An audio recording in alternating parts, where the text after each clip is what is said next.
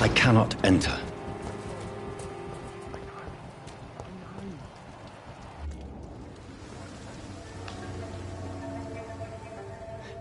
Sometimes you act like a real jerk, you know that? Come on, Ozzy, don't be like that. What, like what? Like someone who felt betrayed by the man he loves? Did you ever even try to find me? Rescue me?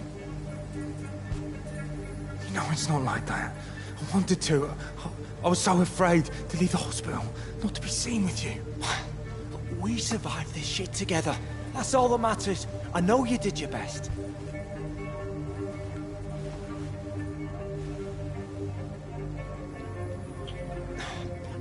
Fuck the war, right? And fuck them all. Fuck the war. Fuck them all.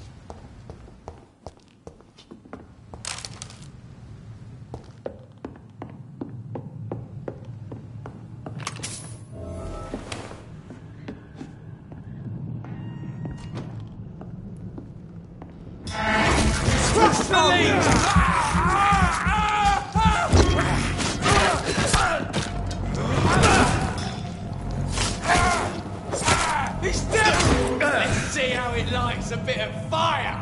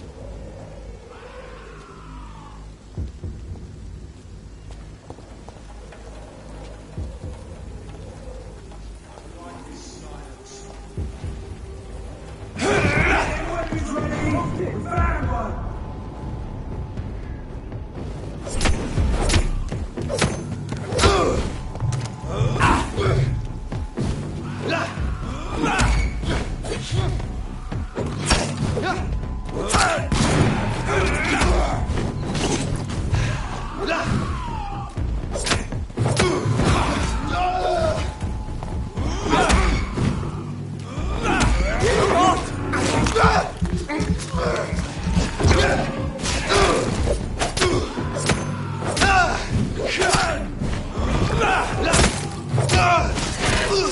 fucking far!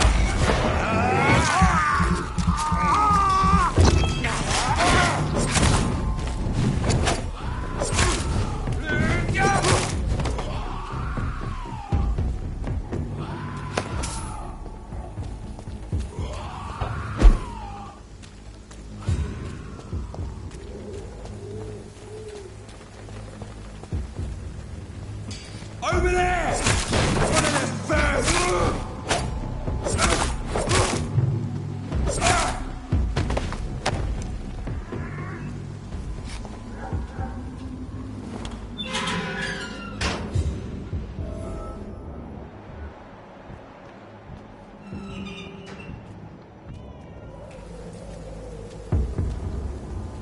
Die, vermin!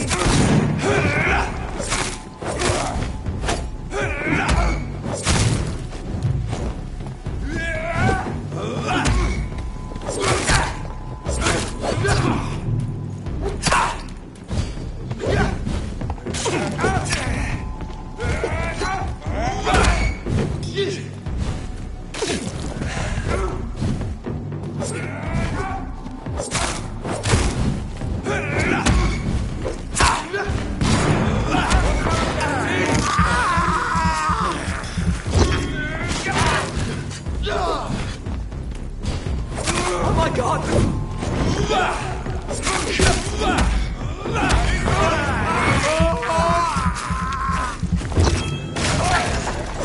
You'll pay for this, you ugly fucker!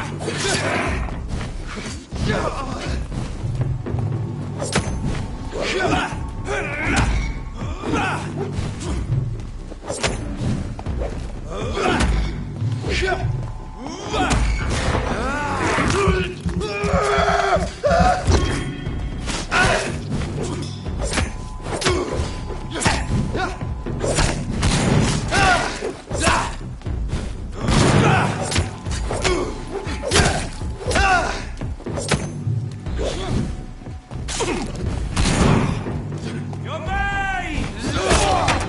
I hate leeches.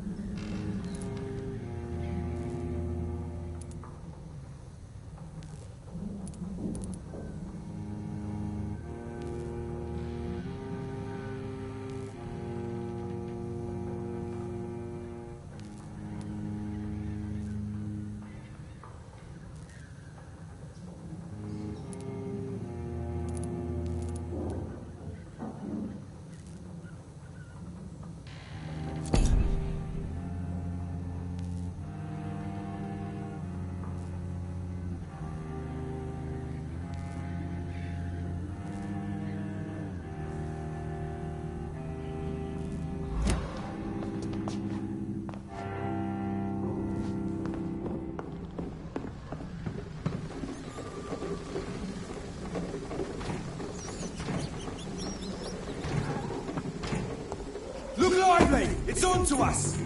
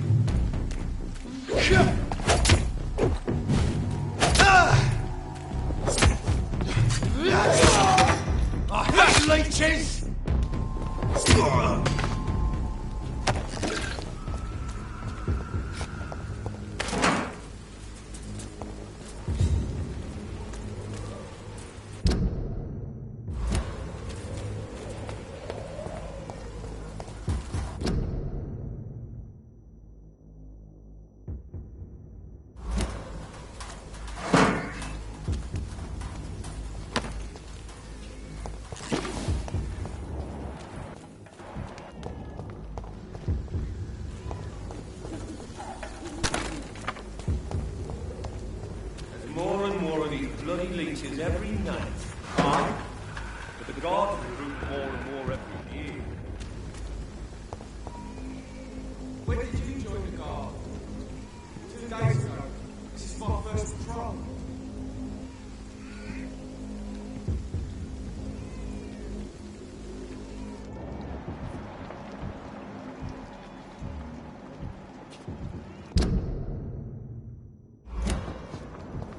It's closed.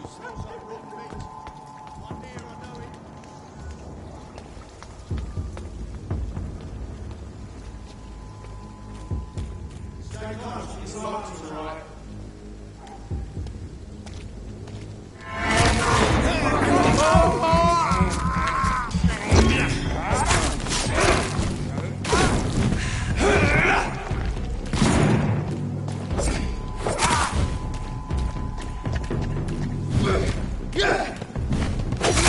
Stop it!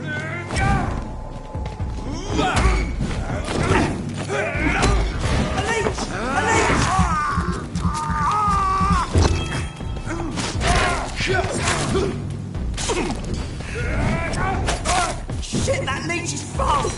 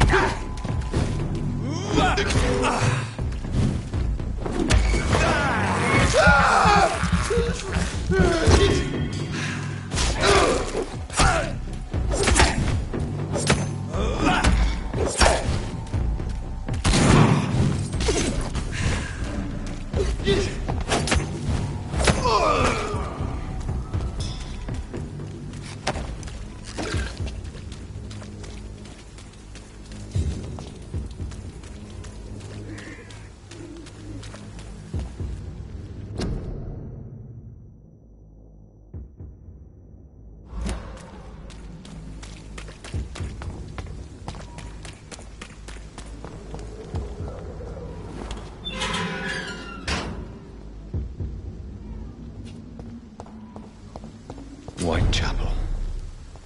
This neighborhood is linked somehow to the kind Lady Ashbury's blackmail. First, let's find this Petrescu fellow.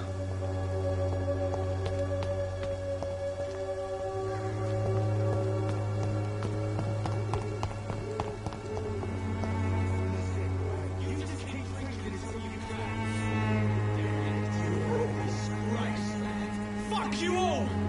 Fuck it all! Stop it now, Albert! Stop it!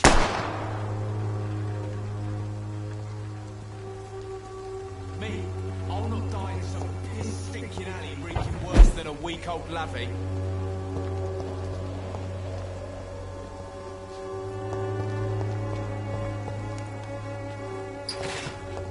Sunday. I won't end up another drunk arsehole littering the streets. Not me. Are you all right? The bastard hit the wall next to me. I don't even know if he meant to miss. If you've been hurt, I can help you. I'm a doctor. Name's Albert. Remember it. Now bugger off. Do you need assistance? Please. Feeling tired these days. I will see you later.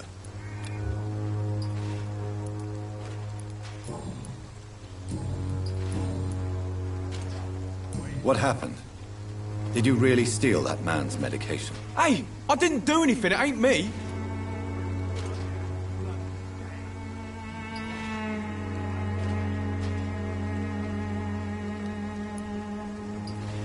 All right.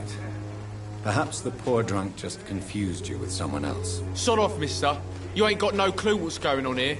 Bastard was a soldier in the war, so now he's got the right to shoot me. It's true. I'm not familiar with this part of town. Perhaps you could help me. I said sod off. Go find yourself another guide.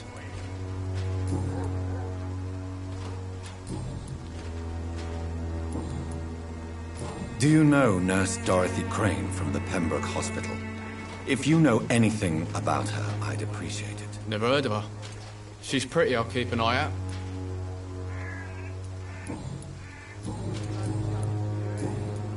Goodbye, young man.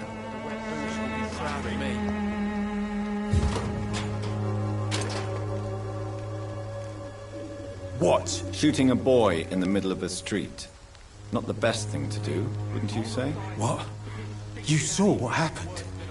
Who are you? I'm Dr. Reed, and I'd like to ask you a few questions, if you promise me to set your gun aside. No. Look, I'm not a violent man. I'm Benjamin Palmer, doctor. And no one can help me. Not even you. You don't seem well, Benjamin. Do you need any help? I always feel ill, sir. It's like I'm never right. I will see you later. Whatever the boy did, I'm sure he didn't deserve a public execution. I swear I didn't want to hit him. It's just that I'm sick in the head, you see, and the boy just frayed me last nerve. What is it, Benjamin? It was the war, wasn't it? Your nerves are shot, aren't they? I need some answers, Private. From one soldier to another. The doctors called me a liar. A coward. Put me in a straitjacket, locked me up. Finally, they sent me back to the front lines with a handful of tablets.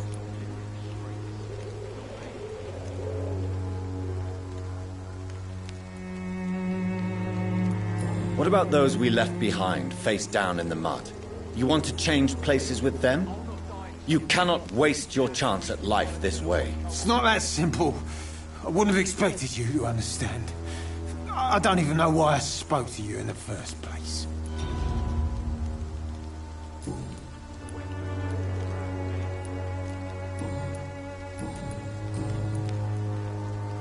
What can you tell me about this place? Nothing to say, really. This is where I used to live, and this is where I live now. You mean you used to have a better life? Yeah, I had a wife, a home, and a job. I even used to have a name. And now I'm just Ben. Ben the Tramp. You don't have anywhere to go? No family that would welcome you? Not since the death of my wife, Albert's mother. She was sick, you see. Long before the flu and all this shit. Perhaps you could focus for a moment and tell me your troubles. I'm sick, broke, and my son just stole my pills. Everything's coming up roses.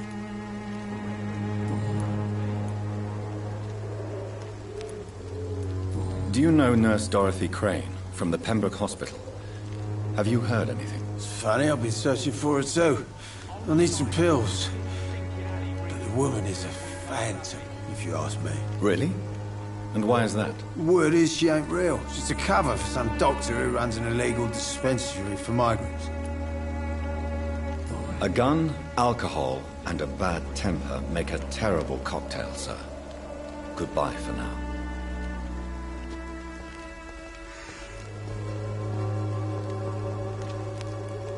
The wet boots will be proud of me.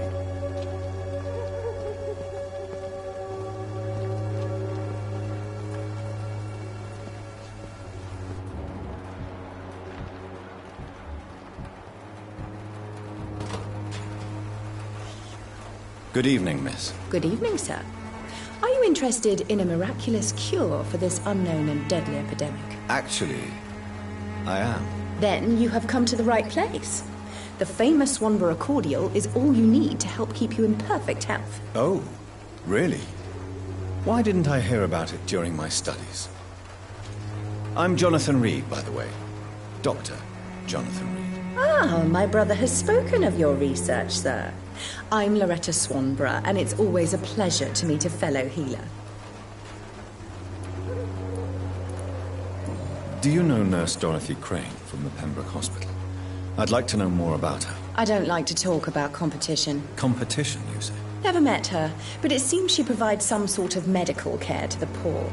The whole thing has to be some sort of scam, if you ask me.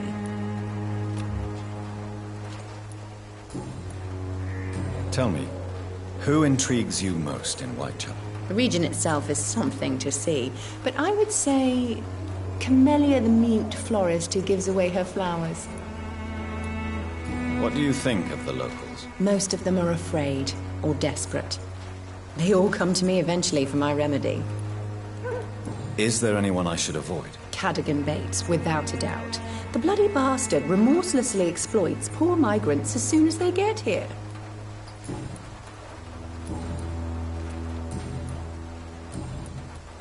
I'd like to see what kind of medicine you're selling.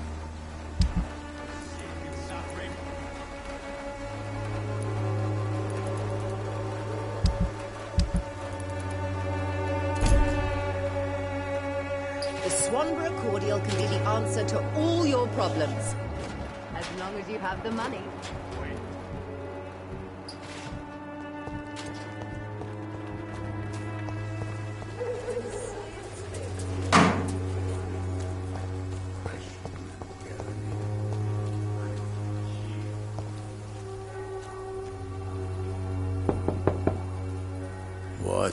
What do you want?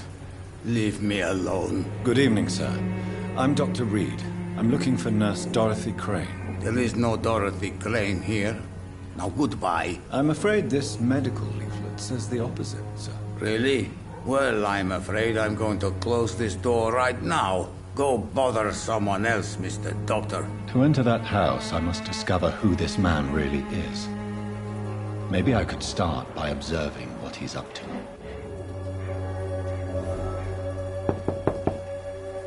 I must insist, sir. Please let me see Nurse Crane. I have no time for you, sir.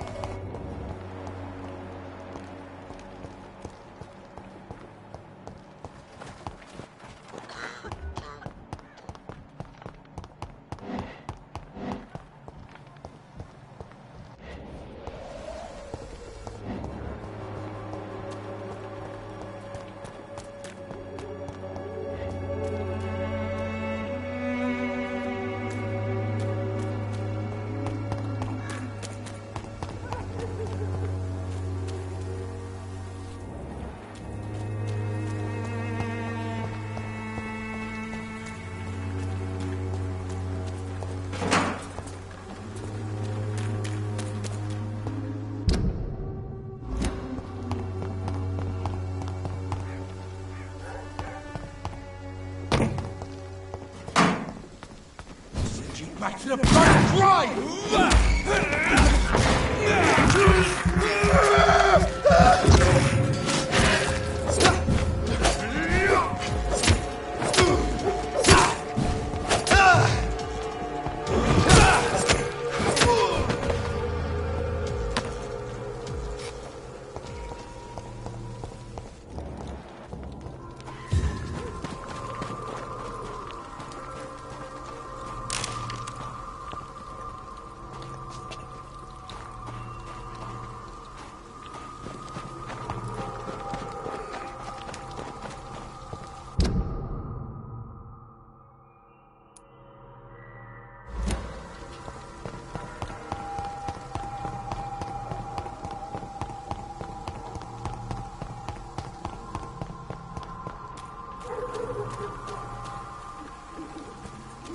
It's locked, all right.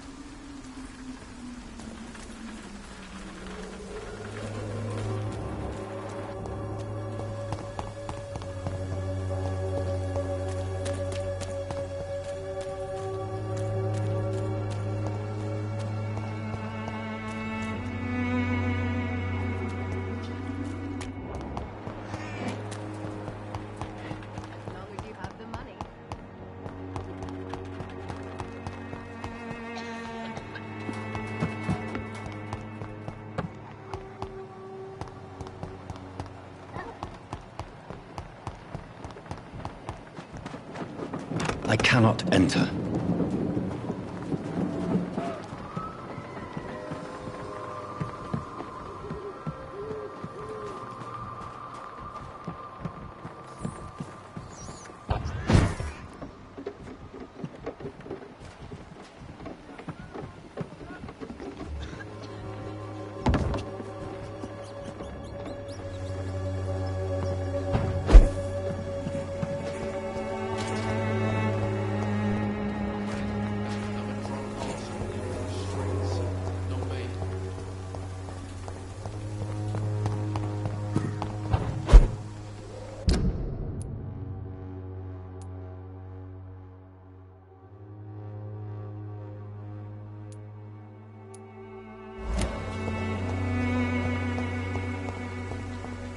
Me, I'll not die in some piss-stinking alley reeking worse than a week.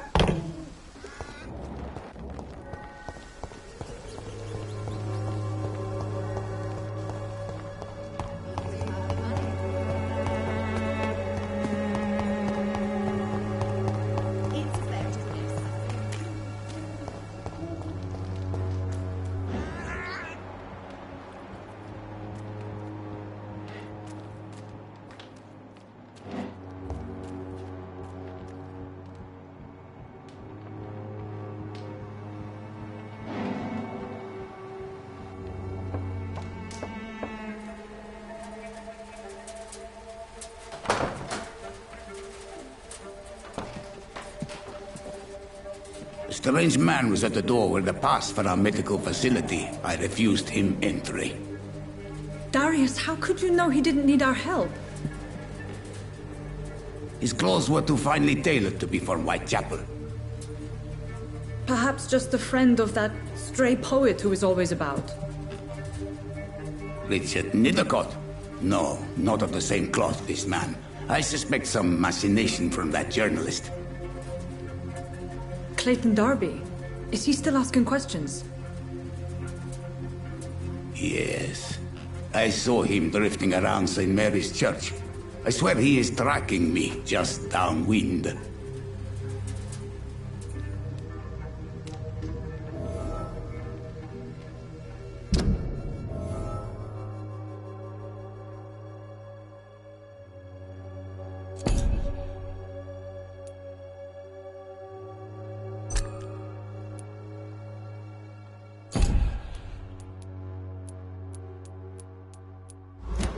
I must talk to that journalist or the poet. They must know about Darius. Nearby the church they just mentioned.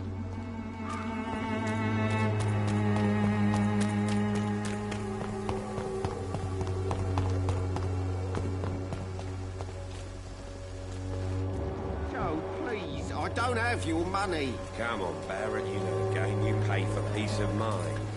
Can't you just look the other way this week, Joe? Come on, we can sort it out, right? It's not my call, Barrett. You pay one way or another. Please, Joe. How long have we known each other? We even used to... Hello, young man. I'm Dr. Reed, and I would like to ask you a few questions. May I enter, please? Sorry, no, sir. My father does not like people entering our house, you see.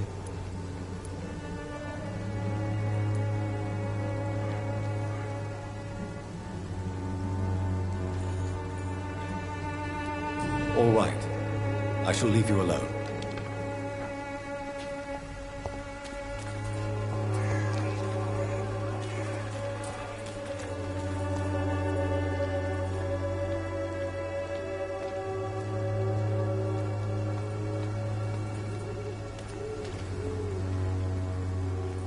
Forgive my interruption. Do not apologize, my son. Father Tobias Whitaker is always happy to teach mortals about the incoming Armageddon. I am Dr. Jonathan Reed, and I just have a few questions. A scientist? You are much more lost than I thought, my son. Do you know Nurse Dorothy Crane from the Pembroke Hospital? I'd like to know more about her. I don't like the liberal ideas of nurses, but I especially abhor that Nurse Crane you mentioned. So, you're not exactly a fan of Florence Nightingale's work. But nurses are essential for modern healthcare. Nuns should be the only women allowed to take care of male patients.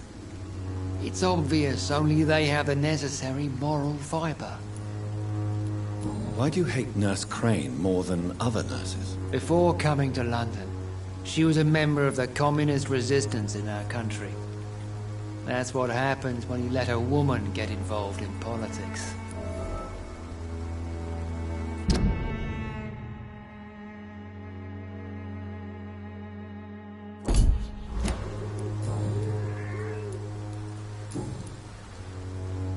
What do you mean when you say that I am more lost than you thought? All scientists are entangled in a world of causes and consequences, and most of them can't see the plain truth. Quite a judgmental opinion, if you ask me. But what do I know? Blinded by science as I am. But you are seeking answers, aren't you? Answers about the Armageddon about to strike the city. Answers about the hidden truth. I am. But the answers I seek are based on facts, not superstition.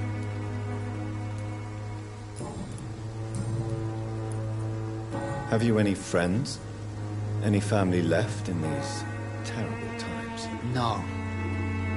But I have a disciple I see as my son. He is so devoted.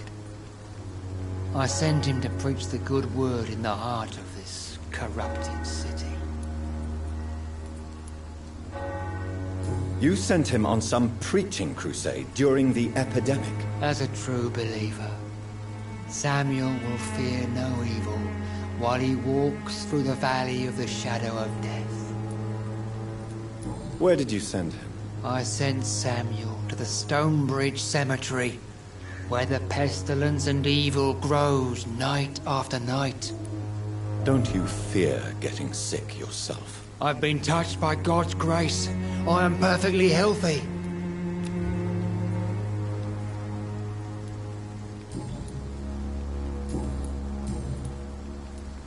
Have you any friends? Any family left in these terrible times? No. But I have a disciple I see as my son. He is so devoted. I have heard enough for tonight. Goodbye.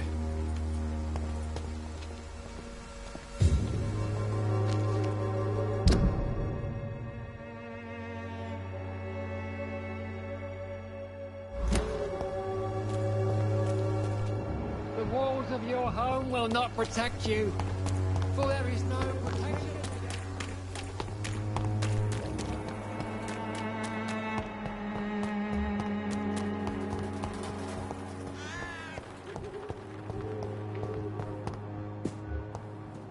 It's locked, all right.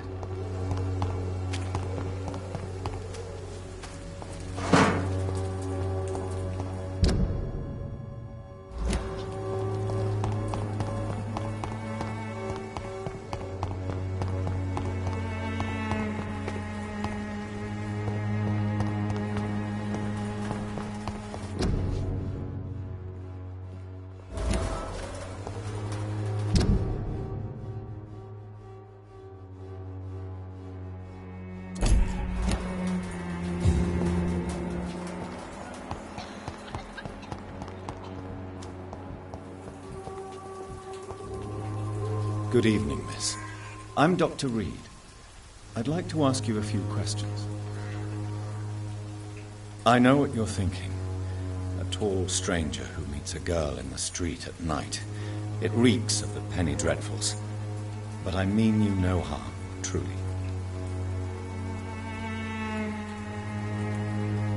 I know you understand what I'm saying.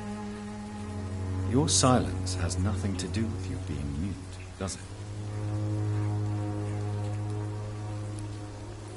Melia, I know you work for Dorothy Crane. Please tell me about her secret dispensary. A stubborn and mute comrade. Nurse Crane and Darius Petrescu have been clever. Very well. Goodbye then.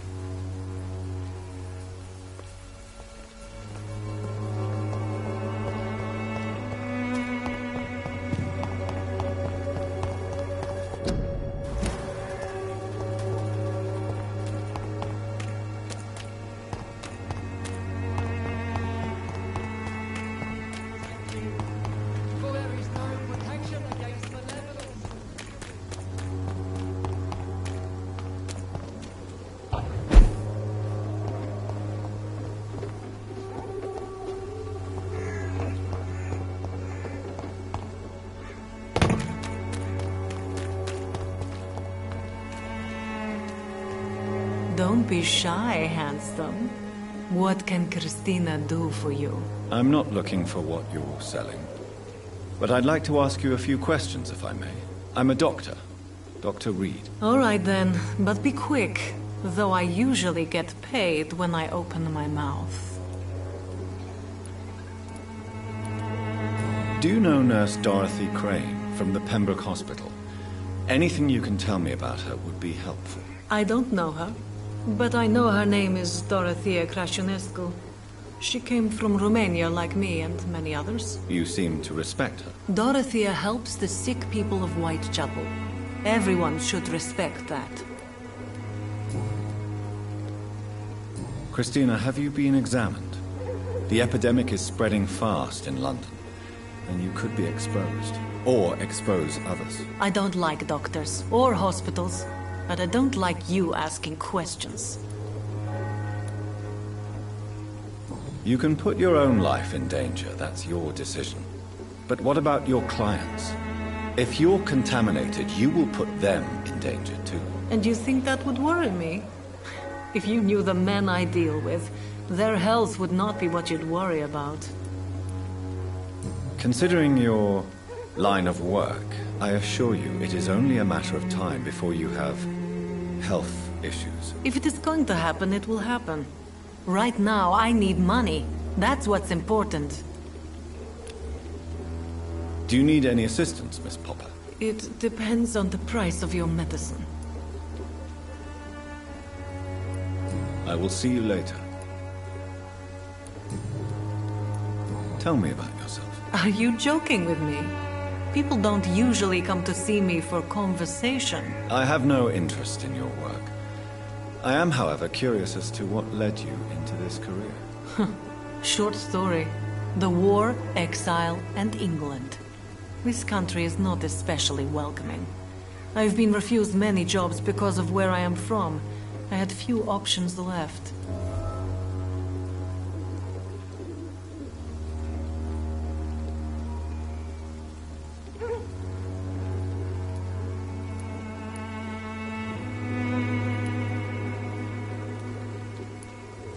I always thought I was the master of my own fate. But now I know we don't always have control over our lives. I don't judge you. You know, this money is not only for me. I have good reasons to need this money quickly. But it is not your concern, Doctor. Goodbye, miss. Take care of yourself as best you can.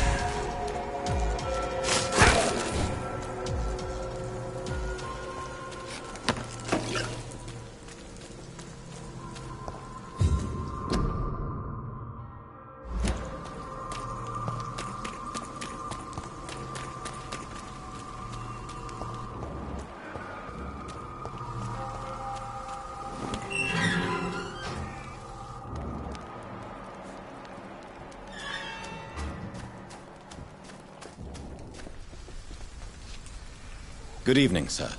I'm Dr. Reed. I would like to ask you a few questions. Please be my guest. Although I may not be the best informant regarding this part of town, my words speak about that which the eyes cannot see. Really? Are you an artist of some kind? I'm a poet, sir. Richard Nethercott, at your service. May I ask what you're doing at this hour of night, sir? Do you live here? Not at all. I'm just enjoying the pleasure of a quiet walk. Though night talks are always preferable, if you ask me. Especially with strangers. But are you not afraid of the epidemic? Oh, why should I? I see some equity in the Spanish flu. No flesh should be saved, say the scriptures. Good or evil, rich or poor, all are equal in the eyes of the flu. If you say so. But as a physician in a time of epidemic, I must caution you to avoid unnecessary exposure, sir. Thank you, Doctor. But we both know the seeker of truth has to go boldly where the weak dare not. Do you need medical attention, sir? It may be wise to let you prescribe me something. I don't feel like I should. I will see you later.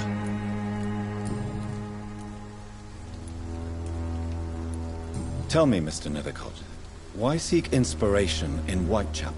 The place is not beautiful per se, but how to explain it? Stirring and challenging. In what way, exactly? The struggle by gaslight, the barren smiles, and the added hunger under the rain. If you say so. Such vibrant antagonism and vivid paradox. The stripped humanity raged across each street. Vivid, of course, yes. And what about the poignant distress? Oh yes, the poignant distress. You see what I mean, don't you? That's what I want to write about, and that's what Whitechapel is made of. Do you not think it a little morbid? On the contrary, sir. Whitechapel is full of life, full of beauty. Just like my dear muse, the wonderful Camellia. What can you tell me about Camellia? Not much. And that's the beauty of it. She can't speak, you know.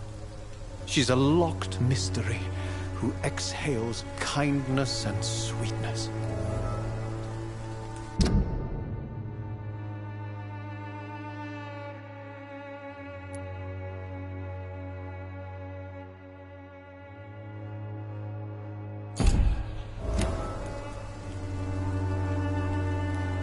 And have you ever tried to learn more about her? Where she lives? How she survives? Whom she may know? Maybe I prefer she remains an enigma. Reality can be so dull, don't you think? Perhaps you're just afraid to find out the truth about your muse. One day, perhaps, I'll ask her to come with me. But will she still be my wild flower of Whitechapel if she moves uptown? Did you know the Mute Florist is a member of a secret society? No, I didn't. But I thank you for this information, sir. For it only enriches the mystery surrounding the precious Camellia. Are you not curious? Is there not more you wish to know? That girl has not an ounce of malice in her. Whatever she may be hiding, it's certain to be for the benefit of most, if not all. I fear you are a hopeless romantic, Mr. Nethercott. Guilty as charged, Dr. Reed.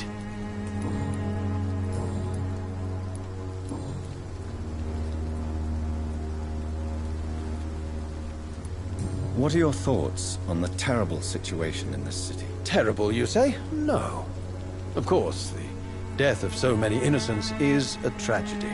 But the scourge has not been all bad for the city. Oh, no, sir. What are you talking about? Do you remember London before the flu? Noisy, cacophonic, quiet nowhere to be found. And now, listen to this oddly peaceful silence.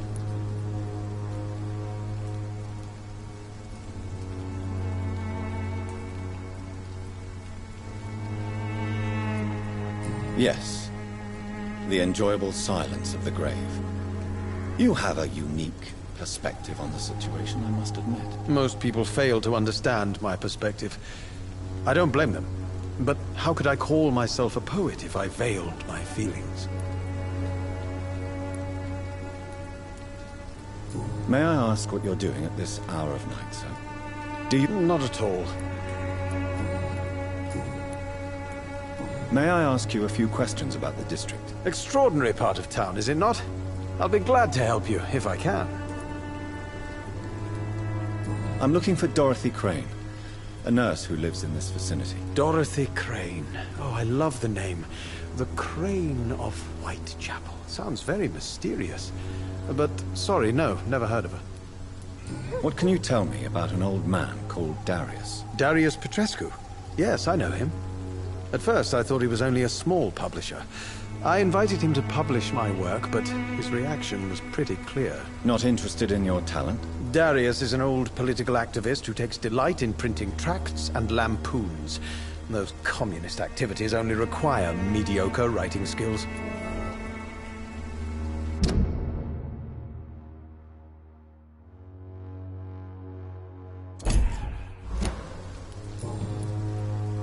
I'll leave you alone, sir.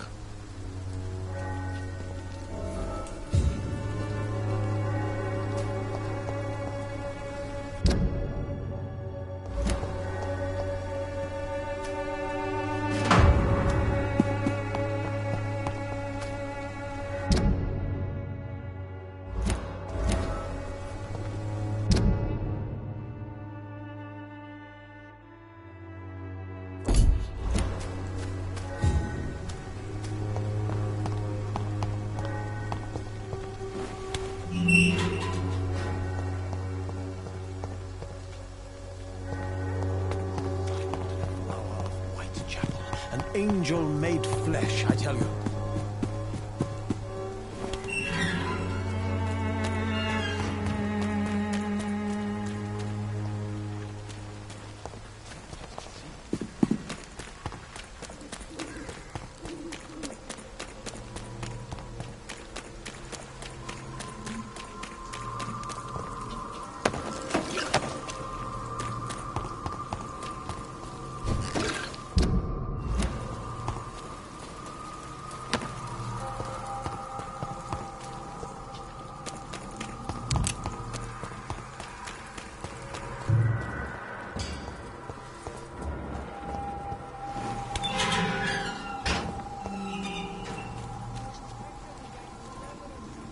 Excuse me, sir. Are you familiar with this part of town?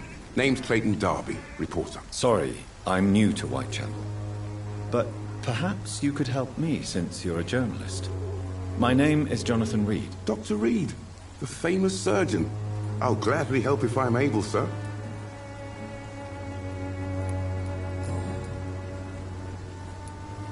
What is a journalist doing in this borough after sunset? He goes where none of his colleagues would dare to go, to inform the country. So you risk your life to reveal the truth. I saw many reporters do the same during the war. Whitechapel is the crucible of so many untold stories and tragedies. I want people to know them. That's quite honorable.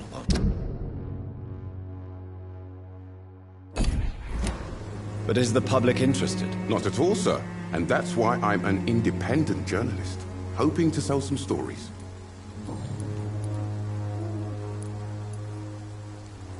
Have you any idea of the danger you face in these streets at night? I've had to run and hide more than once from frenzied mobs incensed by the fever. Do you think the flu is really responsible for this, Doctor?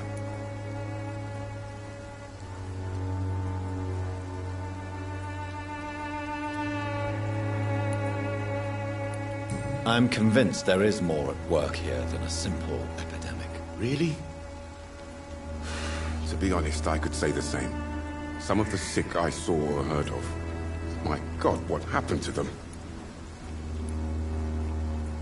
Why are the newspapers keeping silent about the Spanish influenza? It's as though none of you care. There's a war going on. People shouldn't be demoralized by news of deadly diseases.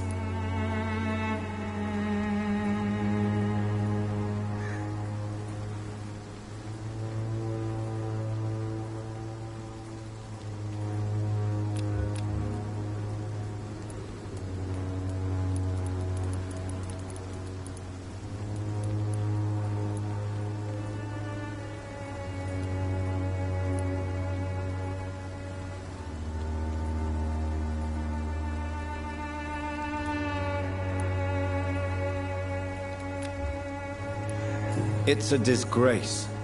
People are left to die alone. No one is properly informed of the risks. These are bad times indeed. So much for the glorious British Empire. Christina Popper claims she sells her body because she can't find any other work. Do you believe her? Of course I do. Her story is exactly what I want my readers to understand. We live in an intolerant and divided nation. Do you think things will ever change, Mr. Darby? I believe the situation can only improve. And now that women can vote, I'm convinced things will change.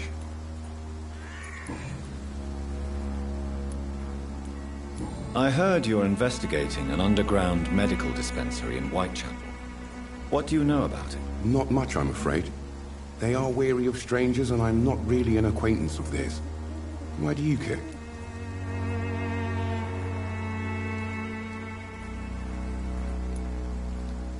It's confidential. Speaking as a doctor, I'm sure you understand. Are you sure you're not just concerned about the repercussions that a scandal involving a certain Nurse Crane from the Pembroke Hospital would bring? Without a doubt, you are a damn fine journalist, Mr. Darby. What do you know of her accomplice, a man named Darius? I don't know much about the man. He's very cautious. Never goes out. Doesn't seem to have any friends or family. He has no relatives at all? No. Except for that strange man, a poet named Richard Nethercott, who sometimes comes by. Darius would never let him in. Where can I find this Mr. Nethercott? He spends most of his time lurking around Whitechapel, talking to himself or declaring verses. These days, you can usually find him behind the church. He never goes out? No. A few days ago, he unexpectedly did. I followed him, but it was just a ruse to keep me away from his house. Really?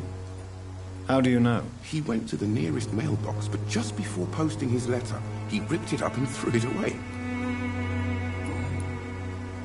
Goodbye, Mr. Darby. Farewell.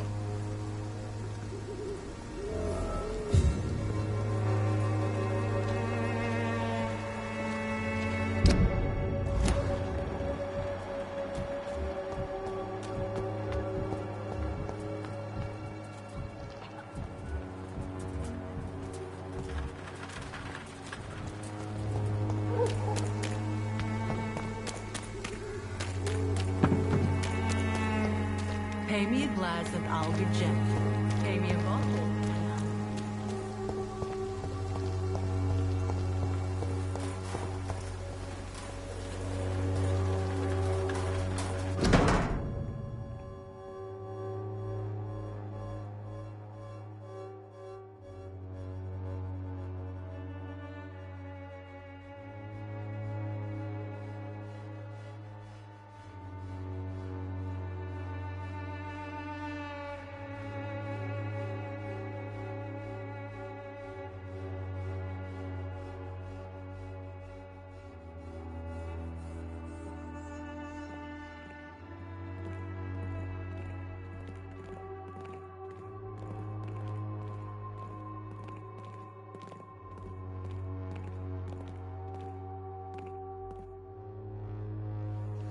The content of Darius' letter to his children could give me more leverage to enter. Darius is a bit less of a mystery now. It should not be that difficult to incite him to let me in.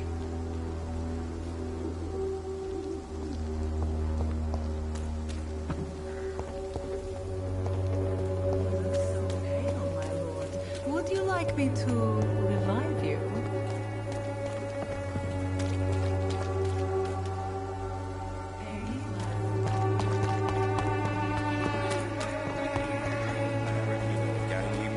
Peace of mind. Can't you just look the other way this week, Joe? Come on, we can sort it out, right? It's not my call, Baron.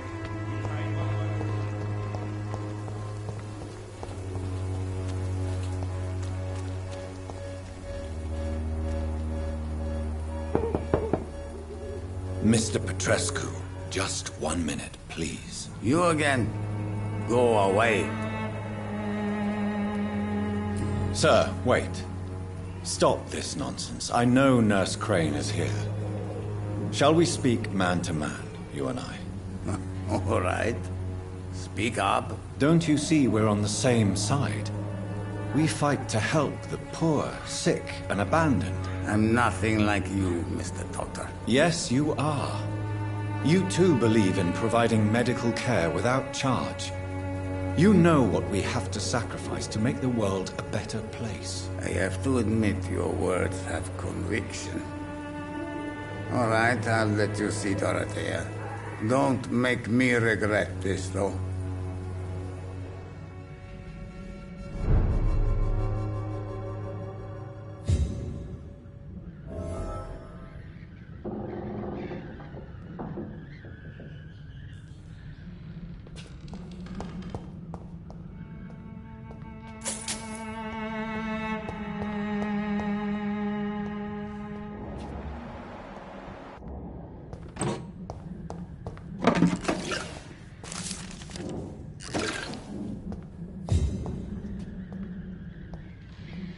It's locked.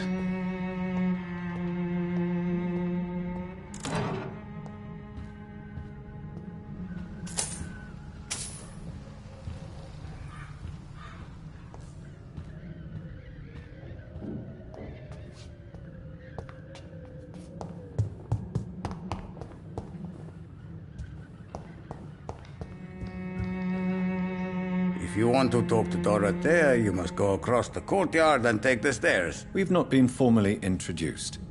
May I ask your name and occupation, sir? I am Darius Petrescu. I'm here to keep snitches and spies away from Dorothea. And I also run this little print shop.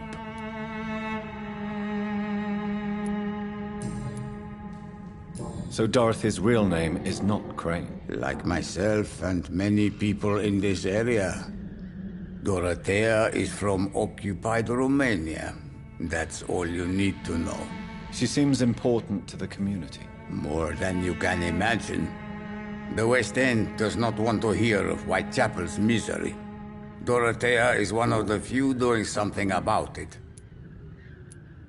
Did you refuse to publish Richard Nethercott's previous works, Darius? Yes. His manuscript is as pompous as he is starched. Now there's a man who loves the sound of his own voice. You could have told him so. As a great writer recently said, politeness is the most acceptable hypocrisy. Tell me everything you know about Camellia, the mute florist. I do not believe in the afterlife, Doctor, but I'm almost convinced Camellia is an angel. She volunteered to give out our medical leaflets. Who is she, really? Do you know where she's from? She's not from around here, that's all we know. Camellia is not even her name. It's her favorite flower. You say she has no close family? Well, there's that awful poet who constantly follows her around like a lost puppy. A good man for sure, but a very poor writer. Are you not worried for her safety? She is as brave as she is tough. And clever, too. If only I had met her when I was younger. Are you in love with Camellia, Mr. Petrescu? Don't be stupid. If I had met her when I was younger, we could have won our revolution. Do you need some help, Mr. Petrescu? I am very tired, but that is all. I don't need you, Doctor. Well, if you feel all right, that's fine.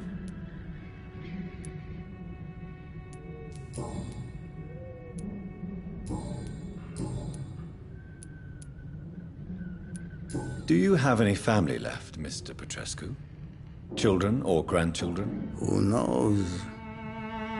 I have abandoned my people for so long, they might as well be dead. As dead as I am for them, I suppose. This war won't last forever. Did you ever think of returning to your country now it's free? No. I have taught strength and determination to my sons and daughters. I'm an old, dying man who only has memories of better times to cherish. Don't be embarrassed, sir. If you must know, my own father disappeared many years ago, and I forgave him. It's quite awkward to talk about our families like this, but thank you, Dr. Reed. I appreciate your trust. I know you fought for your country when it was occupied, Darius. Tell me more about it. I know my days are numbered, and I know I won't see my homeland again. But I fought for Romania all my life, and I will until my last breath. But Romania escaped the grasp of the Austro-Hungarian Empire. It's a free country again. But it's not the country I fought for. My homeland is not appeased, Doctor. But I still see a dark future ahead for my people. How did you meet Nurse Crane, Darius? Why does she trust you? I'm her oldest friend in England. Dorothea and I share many ideas about this country and about the country we left. You mean occupied Romania, don't you? Even if not directly, I fought against your enemies. Really? Then perhaps you have more in common with Dorothea than meets the eye, Dr. Reed.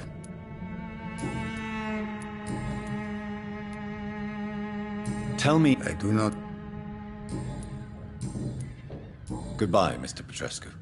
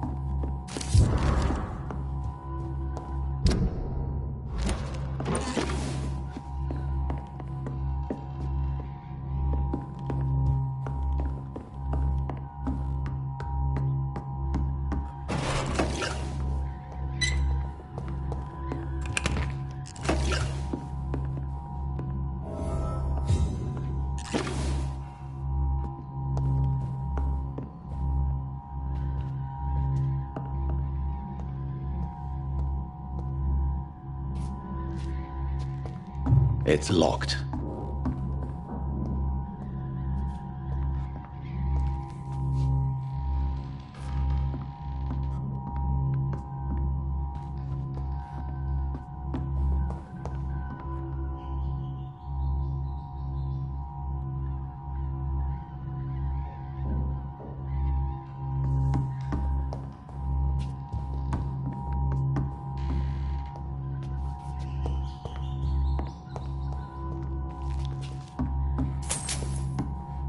I cannot enter.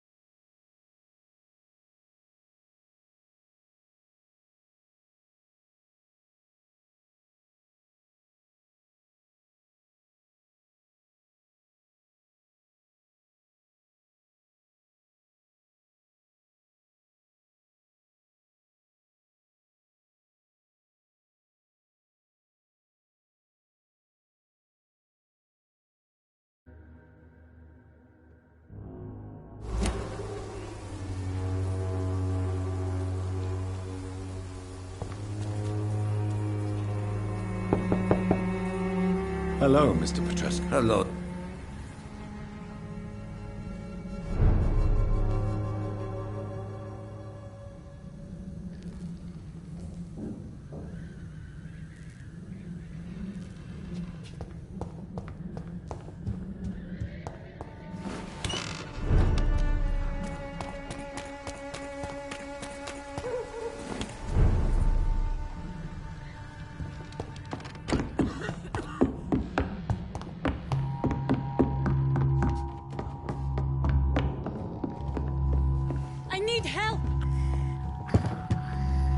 What do we have here, nurse? Patient Raz Van Vasily. High fever running on 3 days. Complaints of dizziness, muscle aches, and head pain. Diagnosed with influenza. Treatment? Aspirin and salicin for the fever and discomfort. Liquids for dehydration, but he's having trouble keeping even water down.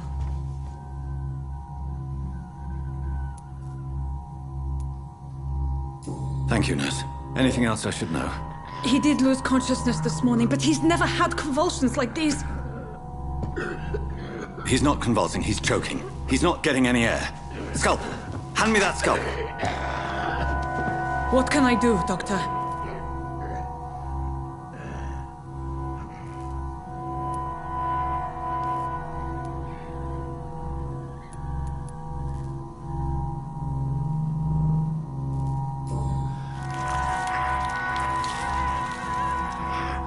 I need to perform a tracheostomy.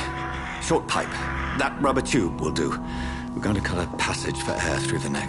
Yes, Doctor. He's breathing again, but he's coughing up blood. Internal hemorrhaging. I need to make another incision into the chest cavity to drain the fluids from the lung. Prepare another tube. A thoracostomy? Doctor, we've nothing to fight the infection. We need an aseptic environment. Right then, Nurse Crane. What do you suggest we do? I've no idea. I'm not the doctor. Time is of the essence. We need to perform a thoracic drain. Yes, Doctor.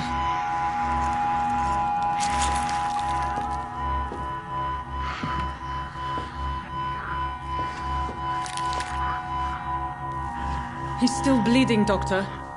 I'm losing his pulse. The drain must have punctured the intercostal artery. There's too much blood. Are you all right, Doctor? I can't see.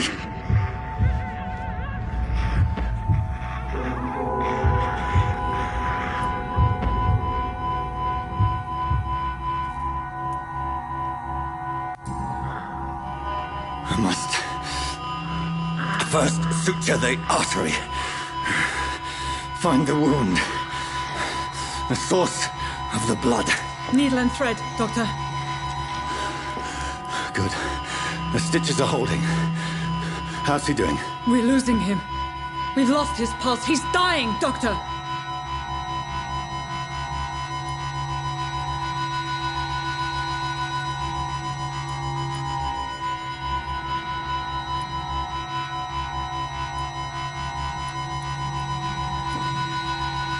Cardiac massage, now.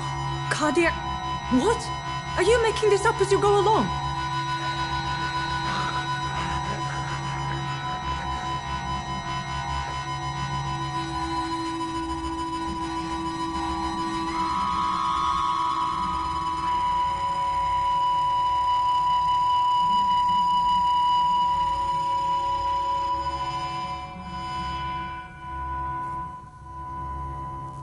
We've lost the pulse. He's gone, Doctor. Nurse, we did everything we could. Truly? Everything you could? Is that how you'll report this in your log? Is this how the war went? Piling up one poor corpse beside the next? This was not an influenza-induced seizure. I've never seen symptoms like these on the continent. Neither have I. But the previous symptoms leading up to this attack were the same, indistinguishable from the epidemic. No. There was something more vile in these reactions. Something primitive. There have been numerous reports of mental breakdowns caused by the fever that accompanies the flu itself, Doctor. Yes, but... I'd best take some samples of the blood for analysis.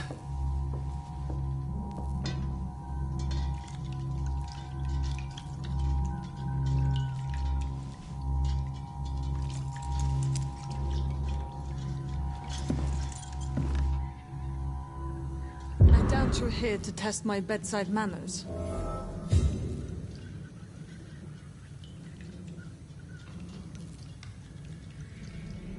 To what do I owe this courtesy?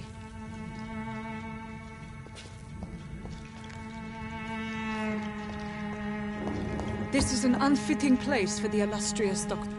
I suspect it was more than intuition alone that led you to us. So, how might I be of service, Dr. Reed?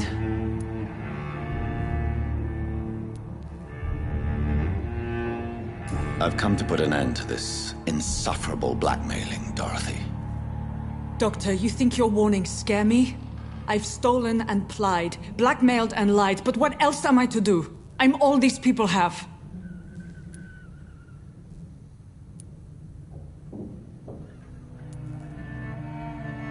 Dr. Swansea is a sensible and honest man. He wouldn't have refused your friend's care at Pembroke. It's easy for you to say, Doctor. These people cannot go to the police, nor to the hospital. They don't even speak English. They depend on me for everything. But why Lady Ashbury? Why her, of all people? She's pristine and proper, all right. But that she-wolf in sheep's clothing murders the poor for sport. I have her where she belongs, and I'll milk her for all she's got. So, the end justifies the means. Is that your defense? I know you're kind, Doctor. Just another fine-heeled, silver-spooned gentleman who was given the world on a platter. You know nothing of poverty. Nothing of the shame, the hunger, the loneliness. You've convinced me of the sincerity of your actions and their noble justifications. But all the same, blackmail is a crime, and it will stop, Nurse Crane. So, are you going to turn me over to the authorities?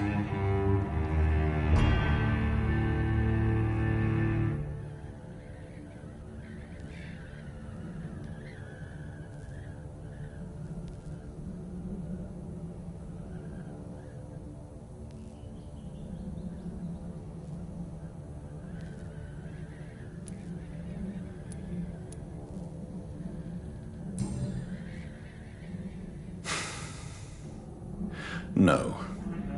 Your place is here. Jailing you would be an even greater crime. So, here is my proposition.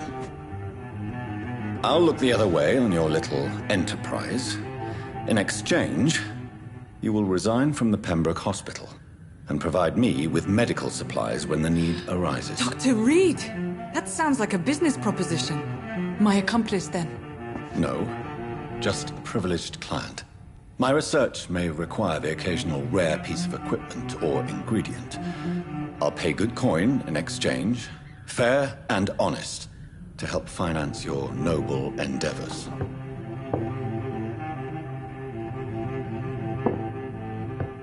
We have ourselves a deal, Doctor. Good customers are always welcome. Yes, Nurse Crane. We have a deal.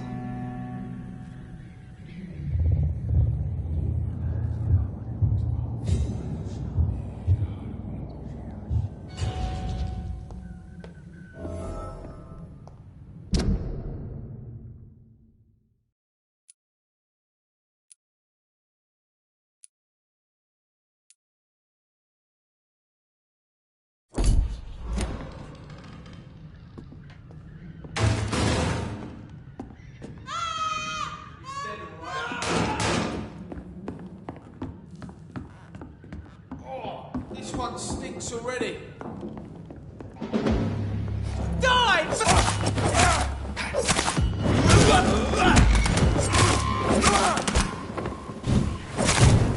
Over there! There's one of them vermin!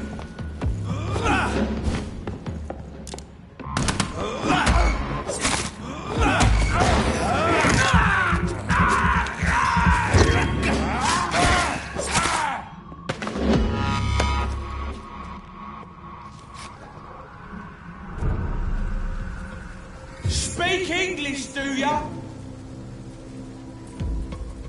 Stay away! It's a leap!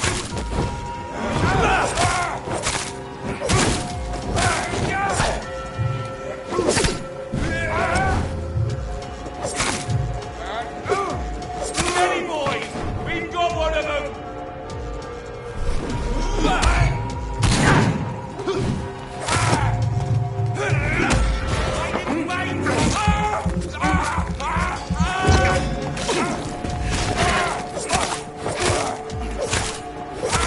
I'll take a chance!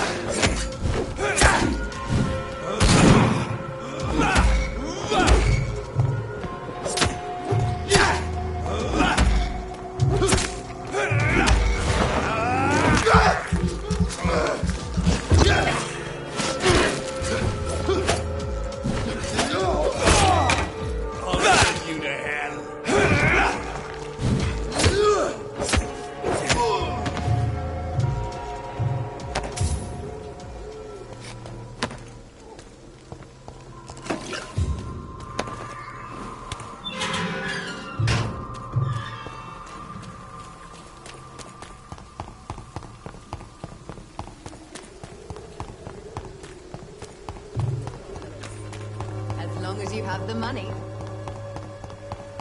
Stinking alley reeking worse than a week old lavvy. It's all a bloody joke to you, eh?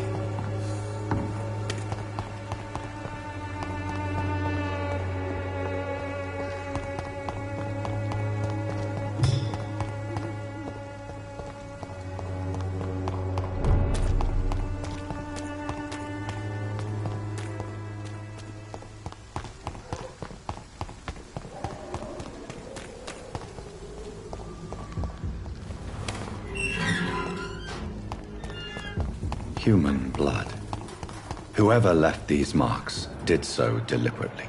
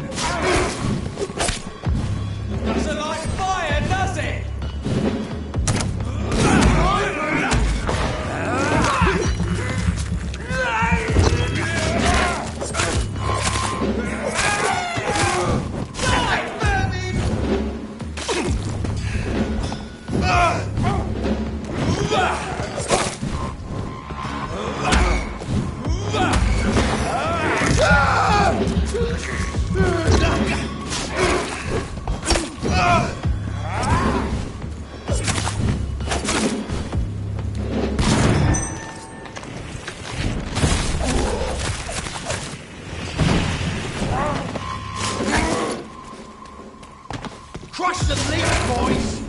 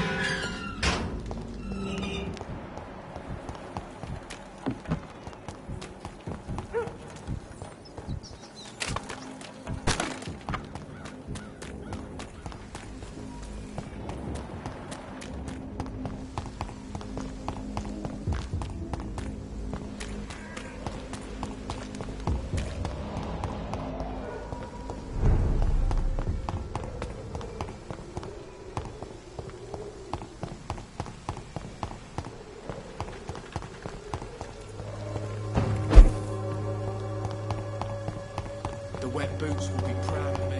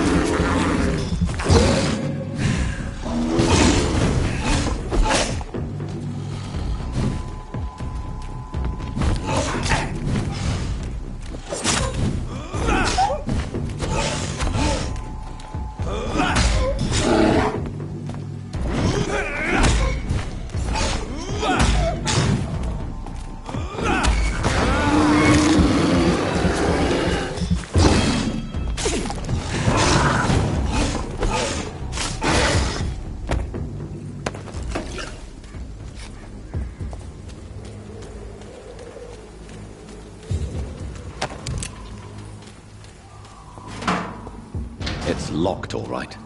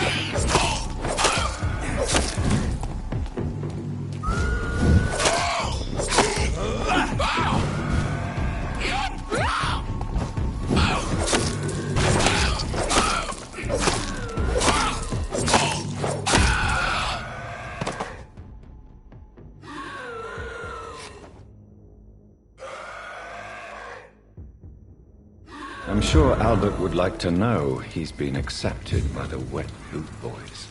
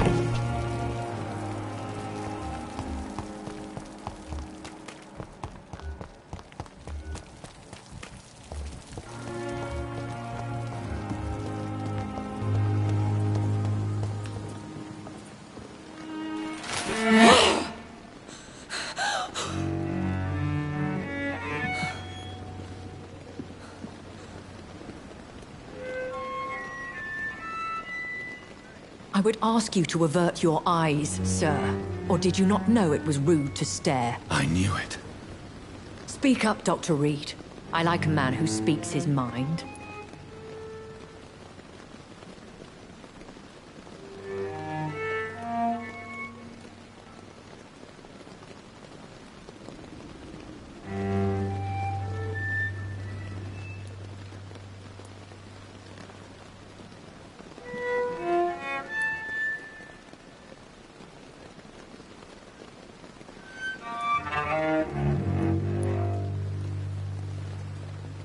Hiding your true appetites behind a facade of compassion.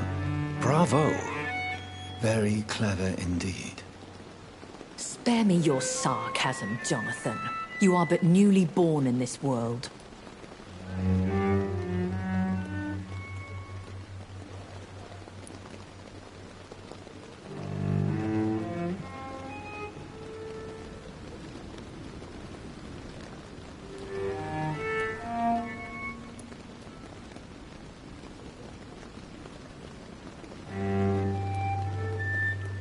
We are vampires. We live by leeching the blood from weaker prey. We are Darwin's next chapter. His cynical and perhaps ultimate expression. The situation is somewhat awkward nonetheless. I have not been observed sustaining myself for many decades. I have to say I'm a trifle embarrassed. Anyway, I have concluded my inquiries concerning your blackmailer. I see. Please excuse my agitated state. Under normal circumstances, I wouldn't let anyone see me in this condition. I must confess I have not put an end to the blackmail, my lady. Unfortunately, I could not bring myself to do it. I'm so disappointed in you, Jonathan. I didn't expect this from you. Lady Ashbury, you yourself admitted how ridiculous the sum of money was. I can assure you, it was all used for charitable ends. Well, you are full of surprises, aren't you, Jonathan? All right, say I trust you, but you will still pay the ransom. That is only fair. After all, it was you who failed to bring this problem to a satisfactory conclusion. I believe I could agree to that. And since a lady always keeps her promises, I will now answer any questions you may have.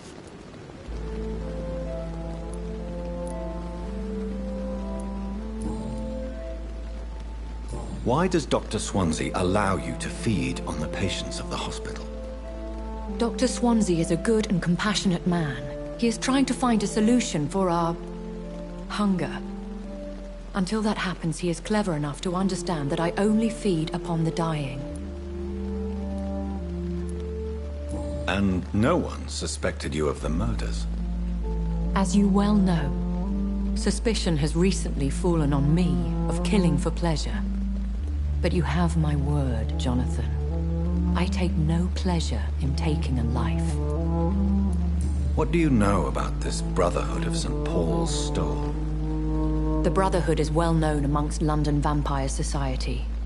As long as our kind is discreet, and as long as they do not interfere, we have come to a mutual understanding. I know this is beyond the pale, but may I inquire your age?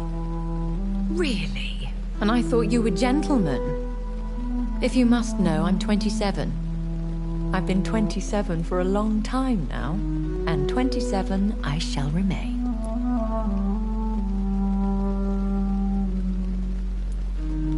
And who bestowed upon you this eternal youth? My maker. He left this isle a long time ago. Very well. But I believe there is more to this than you are saying. A lady has to have some secrets. Why did you save me in the canning factory?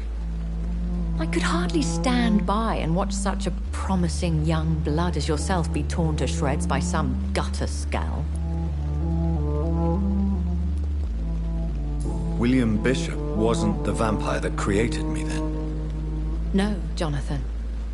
Whatever their strength and demeanor, Scowls are the progeny of careless vampires. It cannot be the other way round. What type of vampire is a Scowl? Not a true vampire. The deformed offspring of lesser vampires. It is a shame these creatures run wild, slaves to their baser instincts.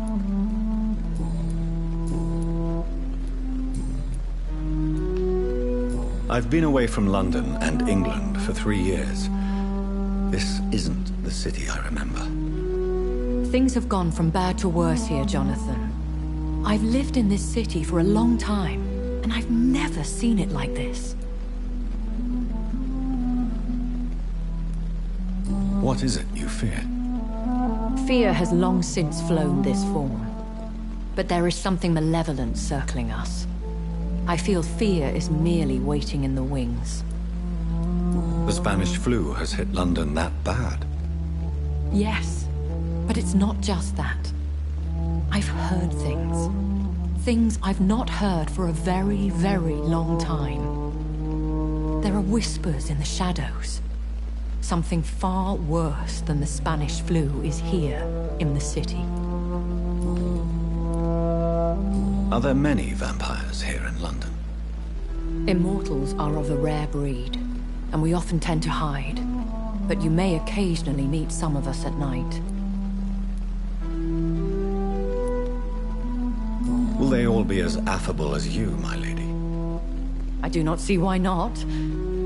But remember, even the shark smiles before he bites. That sounds like a lesson from experience.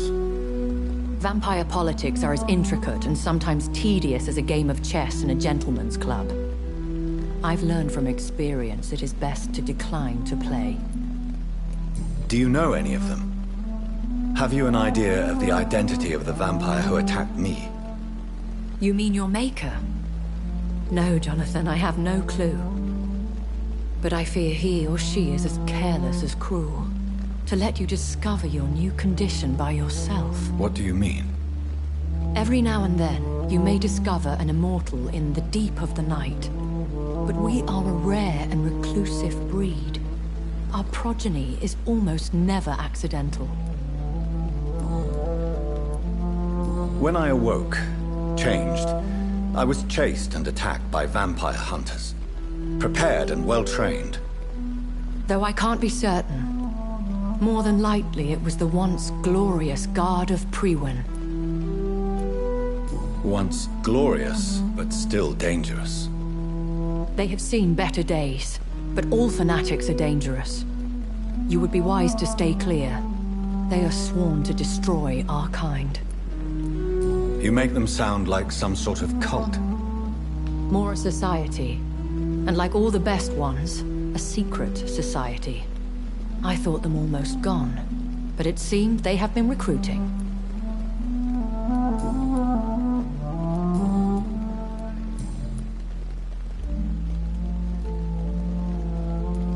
A vampire? Is that what I am? What we are? Such a crude word, defined by penny dreadfuls and drunken hacks. No. You are now an Ekon. And that you shall remain. So we are Ekons. How can I identify us amongst other vampires? How to put it? All Ekon are vampires. But all vampires are not Ekon. We are but a branch of the immortal tree. Are you an Ekon too? Yes, I am. We are the closest thing to what man refers to as vampires. Forget what you think you know about us. I don't understand. Why was I created and then left for dead? That is a question only the one who made you can answer. It's not normal practice. I doubt even if you find him, he will answer you, considering how cruelly he treated you. So me being a vampire could have been a mistake. I very much doubt it, Jonathan. Contrary to the legends, it is not as simple to make another vampire by just biting someone. I'd like to avoid creating another vampire by mistake anyway. Tell me, how is it done? The process is dangerous. It could even kill your potential progeny. If you did decide to sire an offspring, they must drink of your blood, Jonathan. I've been hearing a voice talking in my head. Is this some kind of insanity? It feels like the voice of the vampire that created me. Hush. Tell no one this. It would be unwise to talk of such things amongst British immortals. Speak no more of your maker. How could this cause offense? Only the powerful immortals can mentally call to their progeny. No vampire or hunter will sleep easy, knowing that an unidentified elder is stalking the streets of London. Excuse my forwardness, but... are you my maker? Me? Goodness, no. Only a foolish immortal would create a progeny without taking precaution. And I'm no fool. I bid you farewell. For now, my lady. I must quickly analyze the blood I took from Nurse Crane's patient. Pembroke is so lucky to have Dr. Reed, you know. I met him in New York once. If only there were more of us, with less resignation and more determination. I know I can count. I wish I could say the things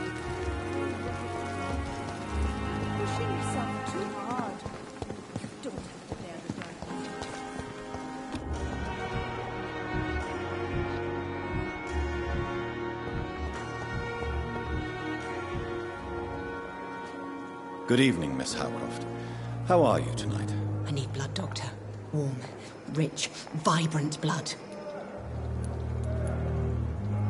I have made inquiries about the men who were tracking you, Miss Howcroft. I did not expect a mortal to have this sort of courage.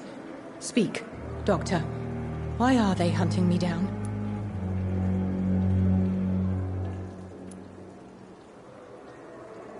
It was a misunderstanding. These hunters were in fact looking for a very different creature, but they mistakenly put their sights on you. I knew it. I have become undone. Those hunters have discovered me, but they don't know what I'm capable of. If you'll accept some advice from a petty mortal, I think you should assume a low profile and just quietly disappear into the shadows. You are right. And you have served me well, mortal. Take this as a reward for your time. Perhaps I will allow you to drink deep of my blood. One day. Thank you. I'll keep that proposition in mind. Tell me, Thelma, what do you really know about vampires? I saw one and he saw me. I watched him hunt and kill. I saw his terrible wounds heal as his victim died. And then I knew I was saved. You mean you actually saw a vampire? Here in London? Yes. And it has been the answer to my pain. I must drink and kill to regenerate my decaying body. I am a vampire too.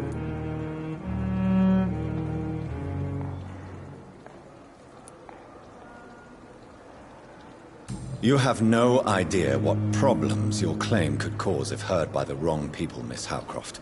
You must stop this nonsense now. Why fear the truth? Strange things live in the dark, Dr. Reed. Strange and ancient beings that were here before this island even had a name.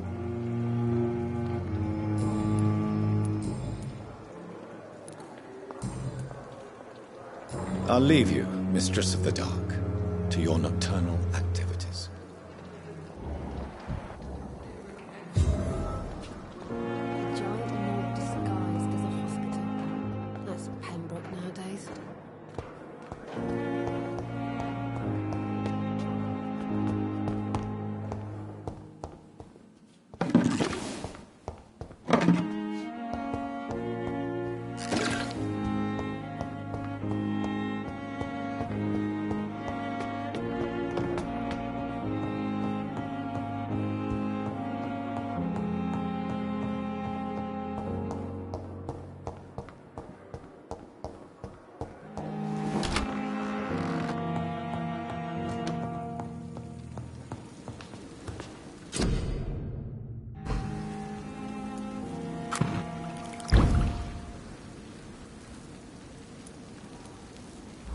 Razvan Vasily was infected by Spanish flu, but also has the highly unstable blood of the Scowls.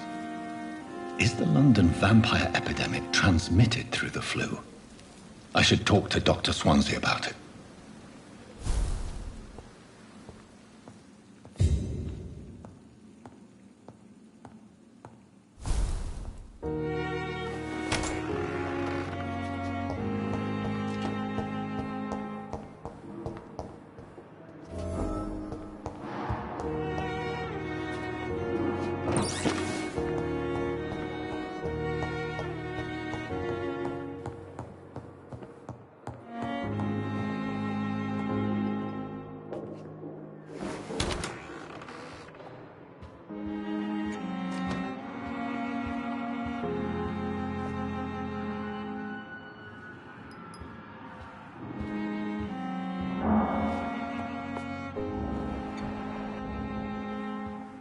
Evening, Edgar. Could I get your professional opinion? Please speak, but I have something important to tell you. This strain of flu, it's very different from the one I saw in Europe. It's downright peculiar. Really? What makes you say that? I've just looked at the blood of one of our recently deceased. I see. Do you have anything more to go on? This disease spreads and looks like the Spanish flu, but its effects differ greatly. The London strain is different from the continental one. This is very interesting. Did you find something else? Yes. Unlike the flu, the infected begin to show an increase in outwardly aggressive behavior. More than simple agitation. Once docile people become violent. You mean like rabies? Is there a chance we could create a vaccine, Jonathan, like Pasteur? By the stove, that would be smashing. There's a lot we're not seeing here. But it is spreading, and quickly. If we don't act, the whole city could be lost. But Jonathan, we've a fantastic opportunity sitting right here in front of us. A weapon of choice. What on earth do you mean? Why, you, my dear boy. With your expertise and your blood, we could isolate the properties that course through your veins. Think about the possibilities.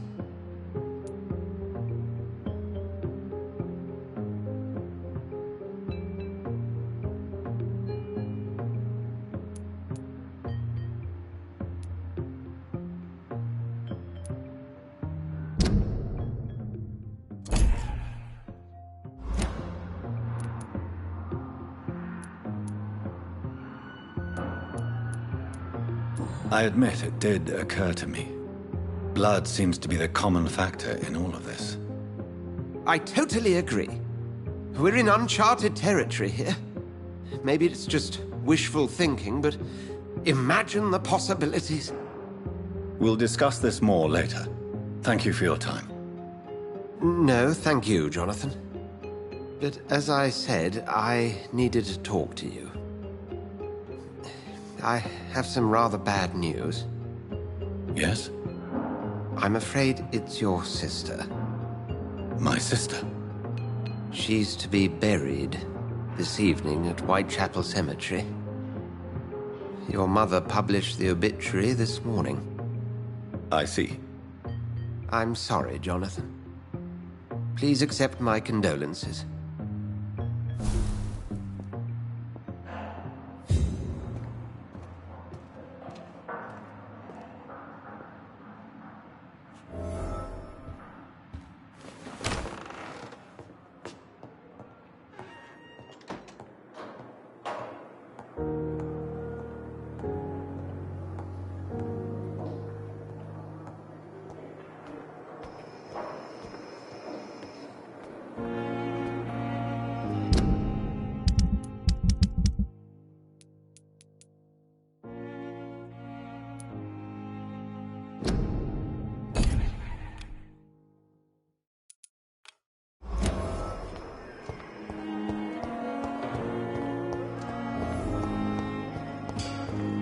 I never thought I would have to attend my murdered sister's funeral.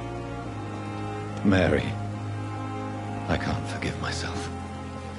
I'll find the truth about what happened to us. I swear.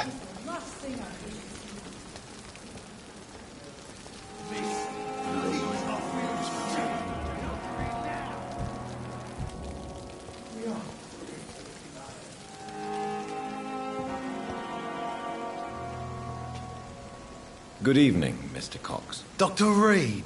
Still working at night, I see. I like that. And why is that? People who don't sleep at night always seem more alive to me. More interesting, one way or another. Do you ever think about that poor fellow I saw you push in the water? The wound he gave me will make sure I don't forget him. Still fucking hurts. Boss had cut me good. What did he want? Revenge? I recently had to kill his brother. Poor arsehole thought it would be easy to return the favour.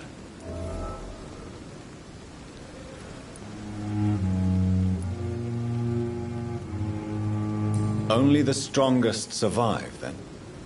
Survival at all costs. Is that all you think about? I'm the toughest bastard you'll ever meet, Dr. Reed. And I don't give a fuck what you think of me. That man was determined to murder you. You almost died. What a surprise. The first time I met him, he nearly shit himself. Fucking coward. I guess revenge gives you balls.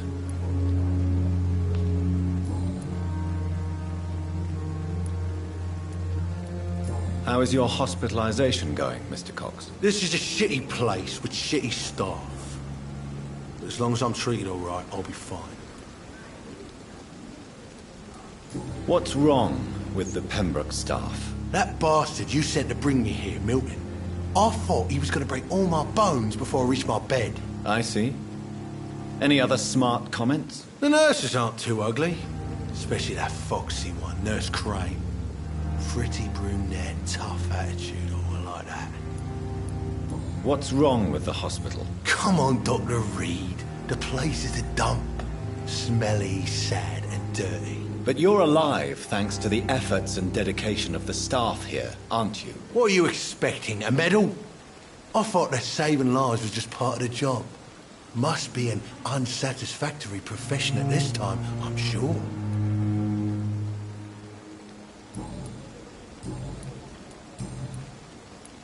How long do you think you can escape the law, Clay? I know this city like the back of my hand, Doc. I know its streets, who to pay, who to avoid, and who to bully. I won't get caught.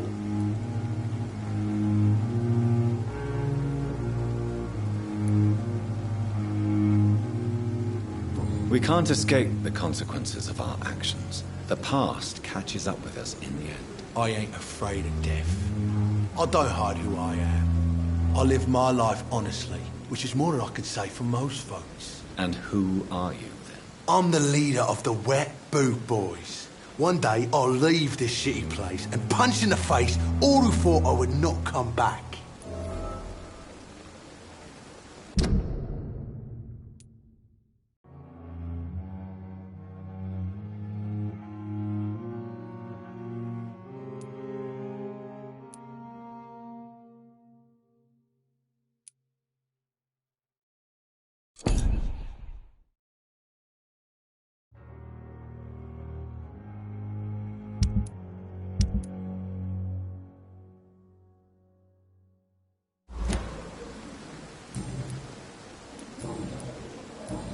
I'll leave you for now, Mr. Cox. I've never seen so many people dying at the same time.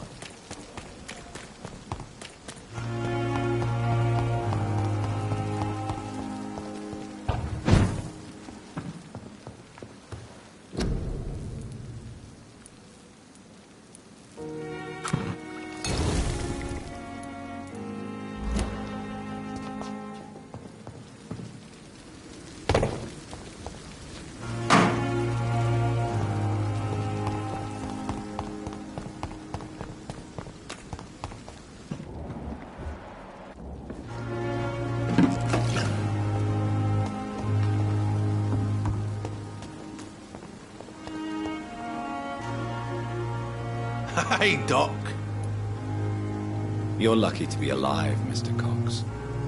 I hope you're starting to take better care of yourself. This place is full of sickness and decay.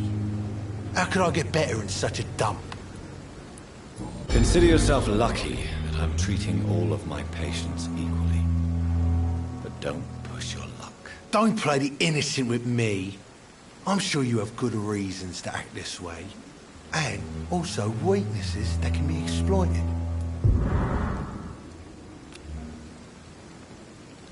I'll leave you for now, Mr. Cox.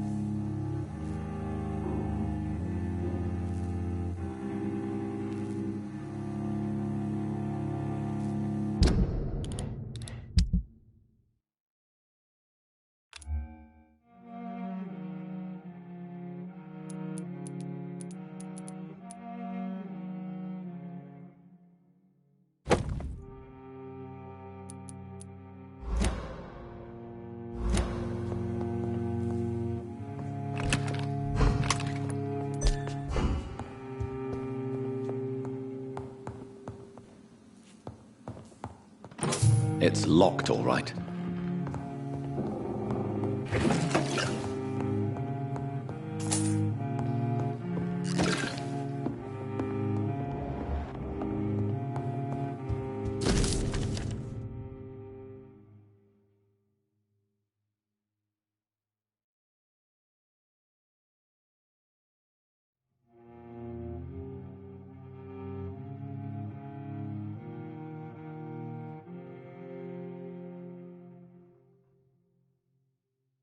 In this letter, Mortimer Goswick does nothing to hide his desire to die. I could give it to his mother, but doing so would betray his trust.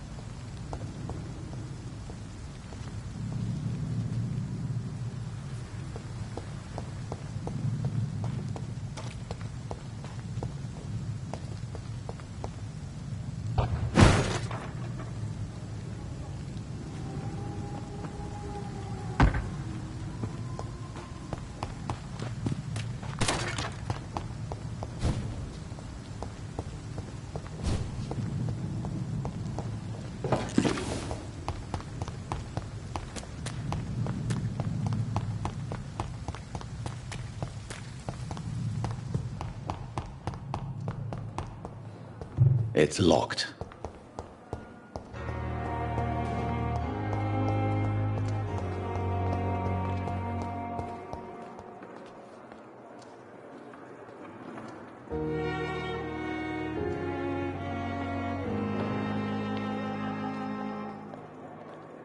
You are going to reveal all your secrets to me. Even the darkest thoughts in your heart.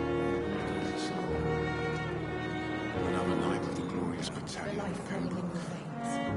This dead flesh needs it. Oh, please spare me, Dark Queen. Spare me.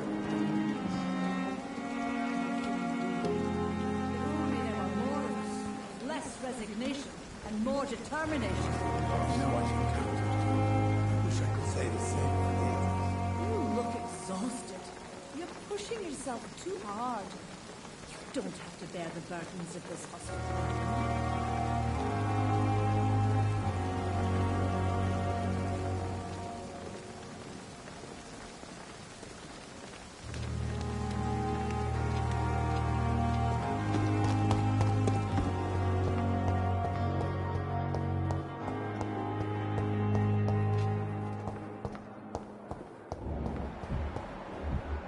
I'm really sorry, sir. I'll be back in a couple of minutes.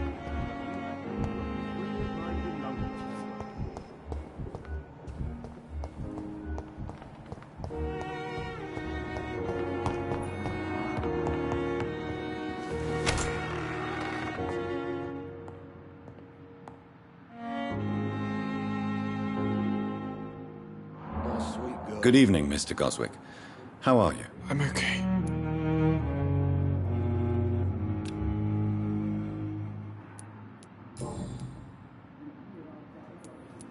I've read your letter, Mortimer.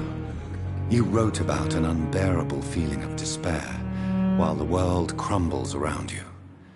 Tell me more about it. There's nothing more to say, really. It's hurtful, it's unbearable, and I don't ask anyone to understand what I feel.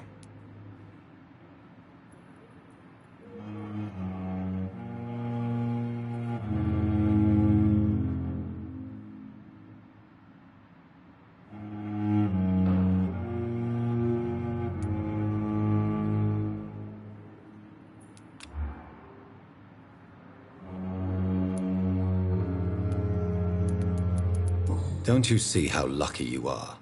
You're rich, you're in good health, and you have a loving mother. You're simply drowning in self-pity. Leave me alone then, Doctor, and let me drown myself. I have to go now, sir. But don't hesitate to contact me if you need any help. Good evening, sir. Doctor. Good evening, Doctor. How is my son doing?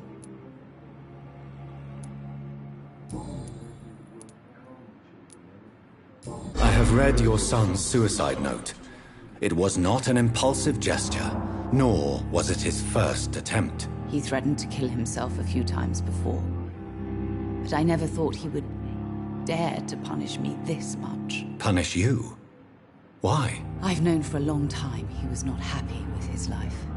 But I always hoped he cared enough to avoid making me suffer like this. Mortimer is extremely vague as to his motivations for committing suicide. Tell me more about what you know. As you say, Mortimer had no reason to die. All he said to me was that he wanted to make the world a better place, but couldn't. What do you think he meant by making the world a better place? Mortimer has always been a sensitive soul. He wouldn't talk to anyone for months after his father passed. It's like he carries everyone's sadness with him.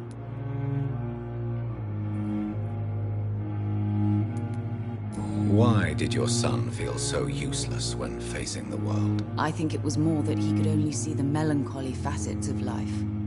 He couldn't help but dwell on such things. Do you realize your son could try to kill himself again? He might succeed next time. I think about it every minute. But I won't stop fighting for my son's future. That's how much I love him. I'm alright. Don't waste your time with me. You're right. Your son's death was not fatal. And unlike many on their own, he is lucky to have you by his side. I can't give up on him. I just can't. I have conceded many times in my life, but giving up on my son is something I am incapable of.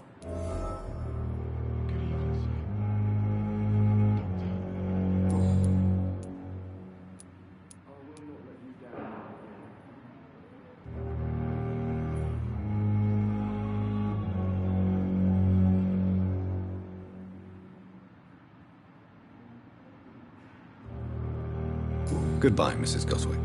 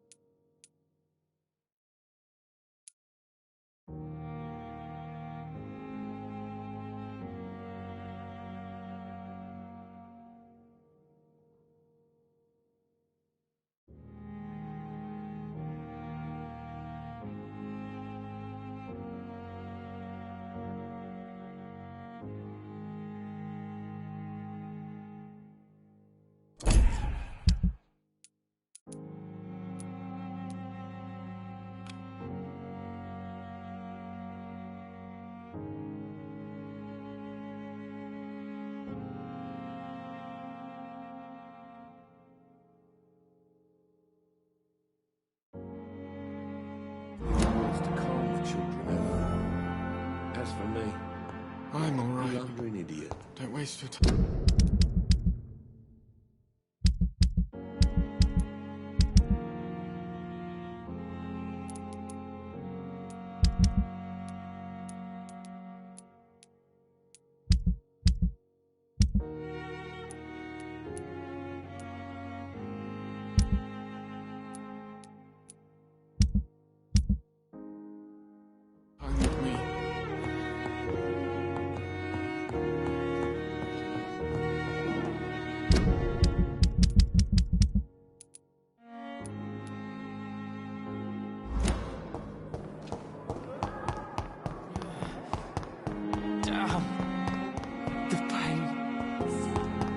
here again.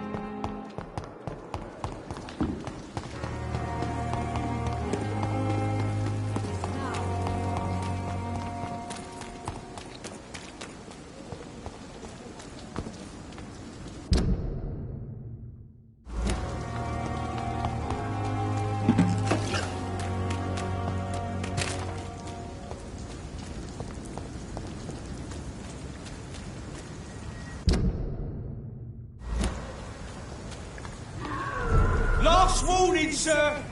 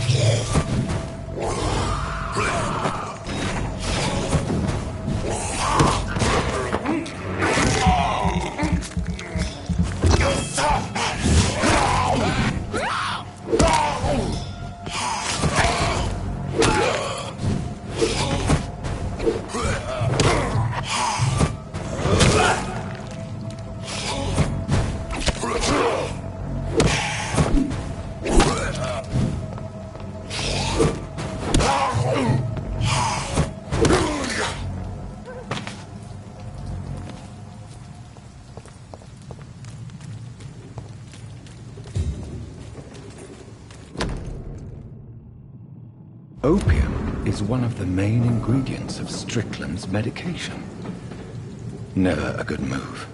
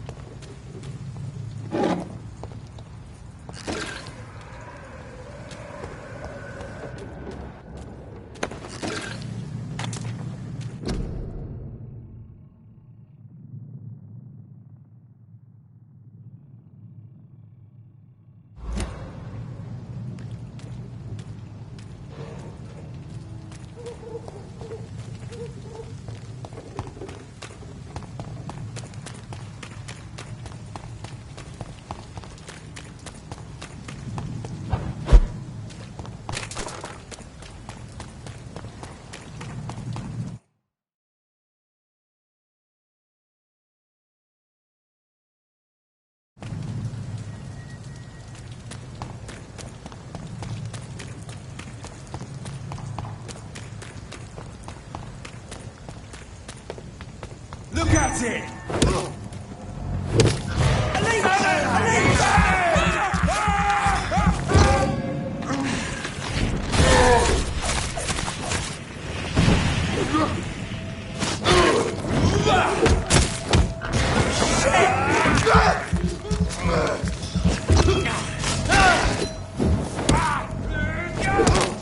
Christ! He's dead!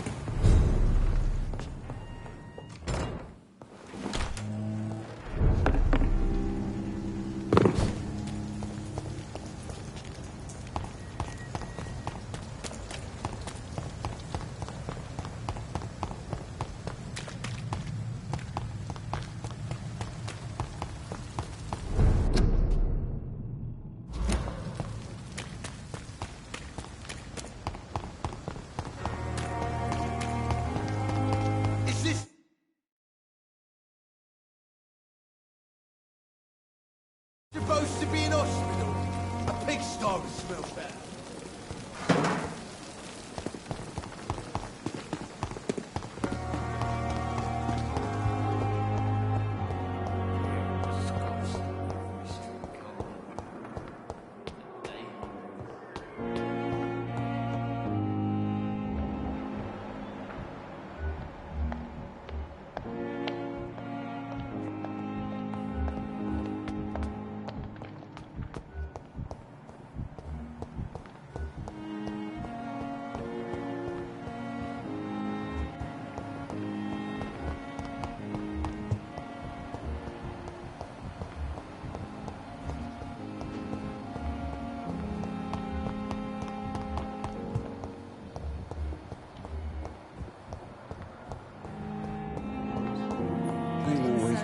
To calm the children, Ellen. Good evening, Dr. Strickland. And good evening to you, Dr. Reed. Can I be of any help? I located the shop, but it was vandalized, and the owner is missing. All I found was your order. I was afraid of such bad news. People are so desperate they're ready to burgle a shop for drugs. That's quite a list you ordered. Opium, sodium hypochlorite. It can't be just headaches you're trying to cure. This dreadful influenza, of course. I already ran some tests on hopeless cases. Without success, I must admit. Do you realize you could create a lethal poison without the correct dosage? Then there are the legal ramifications. Is this not true of any medical substance, Dr. Reed? However, if you would agree to improve it, I'd be glad to accept your help. As long as you promise to be scrupulous with your experiments, I may try to gather these substances, and even help improve upon the mixture. That's all I'm asking for, Dr. Reed. That's all I'm asking. I want to know about these secret tests you run, and if they can save people from this epidemic. Speak to me now, Thoreau. I know I may sound presumptuous, but I'm just following your steps, Dr. Reed. I'm casting away the shadows of ignorance by daring to face them. Self-confidence is essential in our line of work, my young colleague, but only if tempered with the correct amount of cynicism. But you never doubt yourself, Dr. Reed. I've read all your articles and books. You performed the most daring research during the war.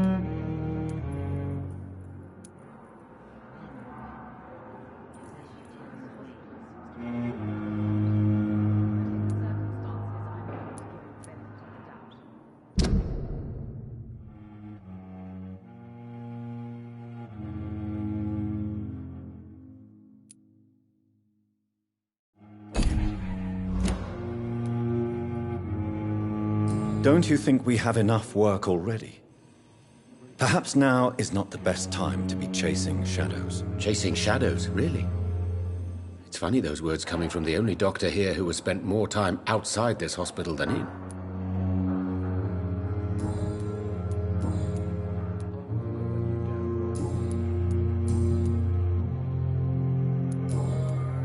Goodbye, Dr. Strickland. I can't let Strickland put his patients at risk with opium.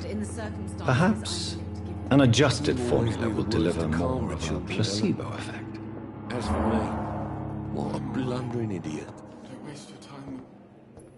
So many deaths. And still more coming. How can we be sure we're making a difference?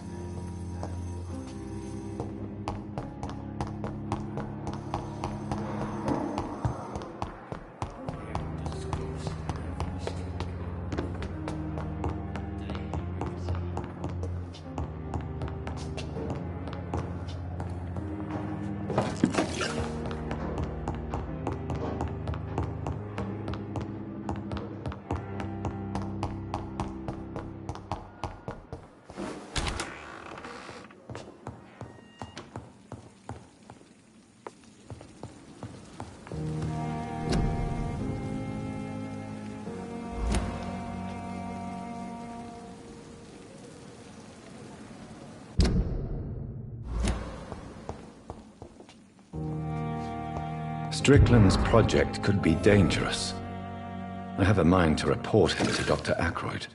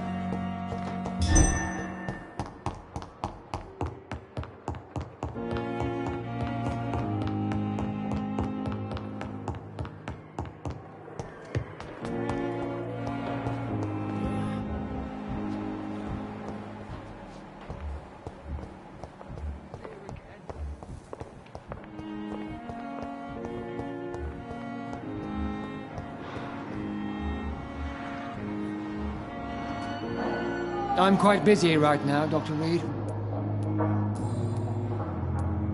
Do you think Dr. Strickland has any chance of curing the Spanish flu by himself? His wish to cure the sick is not driven by pride, but by an idealistic view about our mission here. Honestly, I don't know which is worse. You consider him a good practitioner, yet you will not report his methods. Strickland may be a rival, but I will not use dirty tricks or regulations to prove him wrong. We are doctors, not politicians.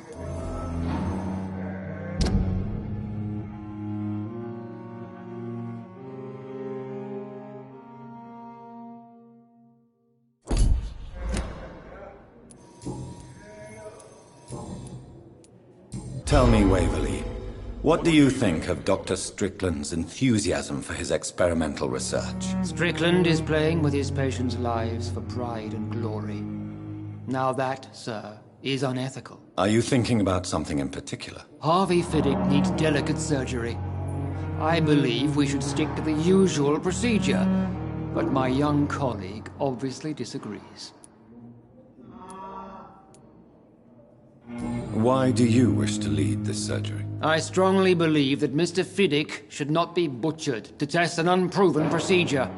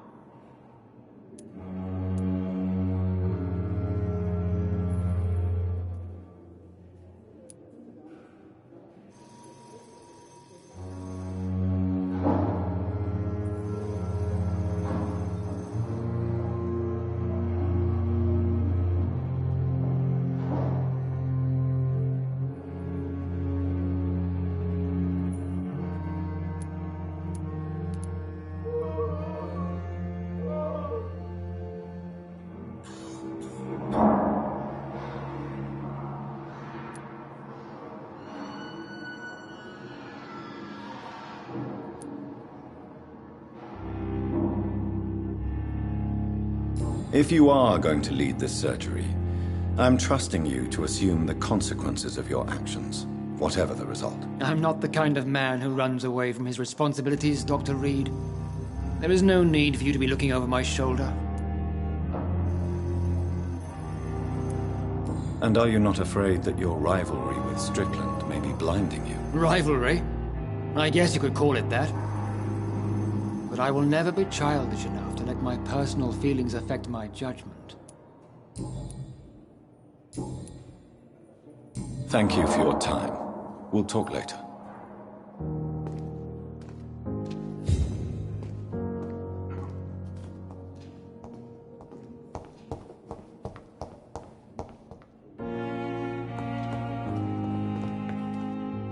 I'm so tired. This shift never has to calm the children out of peasantry. What a blundering idiot. Good evening, Dr. Strickland. And good evening to you, Dr. Reed. Can I be of any help? Did you know Dr. Ackroyd never reported your experimental research, despite the fact he doesn't agree with it? Really? I didn't suspect he knew about my work.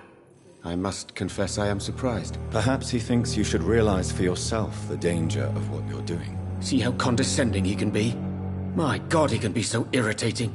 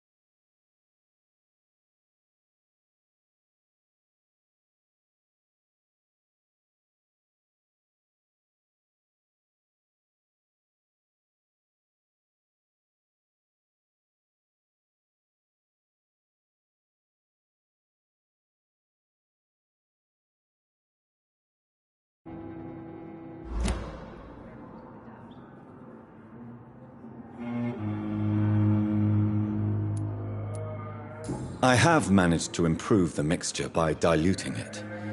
Have you ever heard of Sir Joseph Francis Olive? Or the placebo effect? No, I don't think so. Why? A placebo is a substance or procedure that has no actual physical effect. You made a placebo of my project. Why? Research has established that a placebo, as long as the subject believes in the effect, can provoke a positive physiological reaction. Really? That's fascinating. And you want me to, what, administer the placebo and see what occurs? Something like that, yes. Well, I'm a bit surprised, but I trust you, Dr. Reed. Please take the key to my cabinet and put this placebo there for future use. Goodbye, Dr. Strickland. But in the circumstances, I'm willing to give you the benefit of the doubt.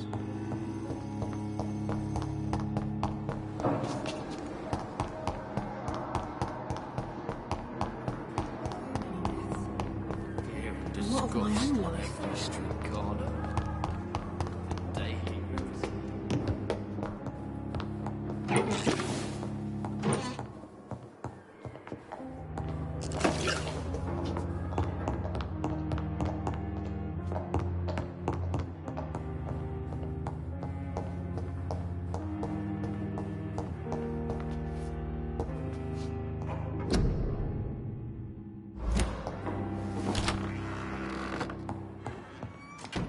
At least Strickland can't kill anyone with this formula. It's locked, all right.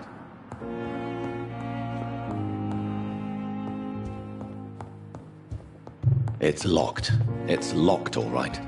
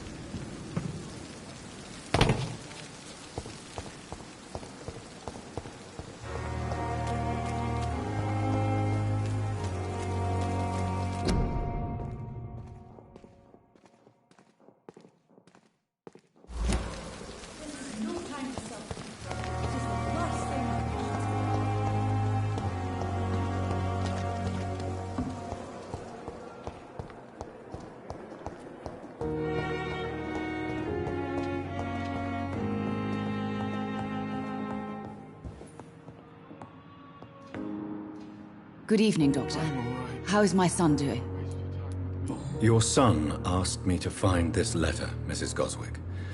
However, I thought it would be preferable to give it to you. I already know what I'm going to read. Mortimer, why are you acting in this way? I have done everything I can to help you. But it's not enough. We will talk about this letter later. I understand that you need some privacy. Before you leave, take this for your trouble. Thanks to you, my son still has a future. Perhaps.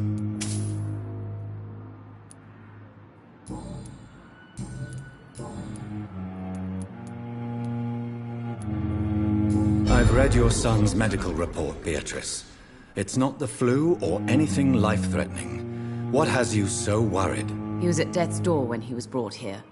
I just want him to be better as soon as possible. He's not out of the woods yet, you know.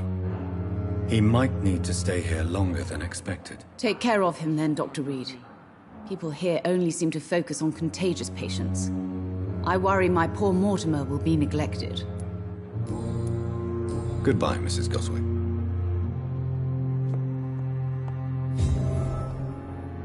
Good evening, Mr. Goswick. How are you? I'm okay.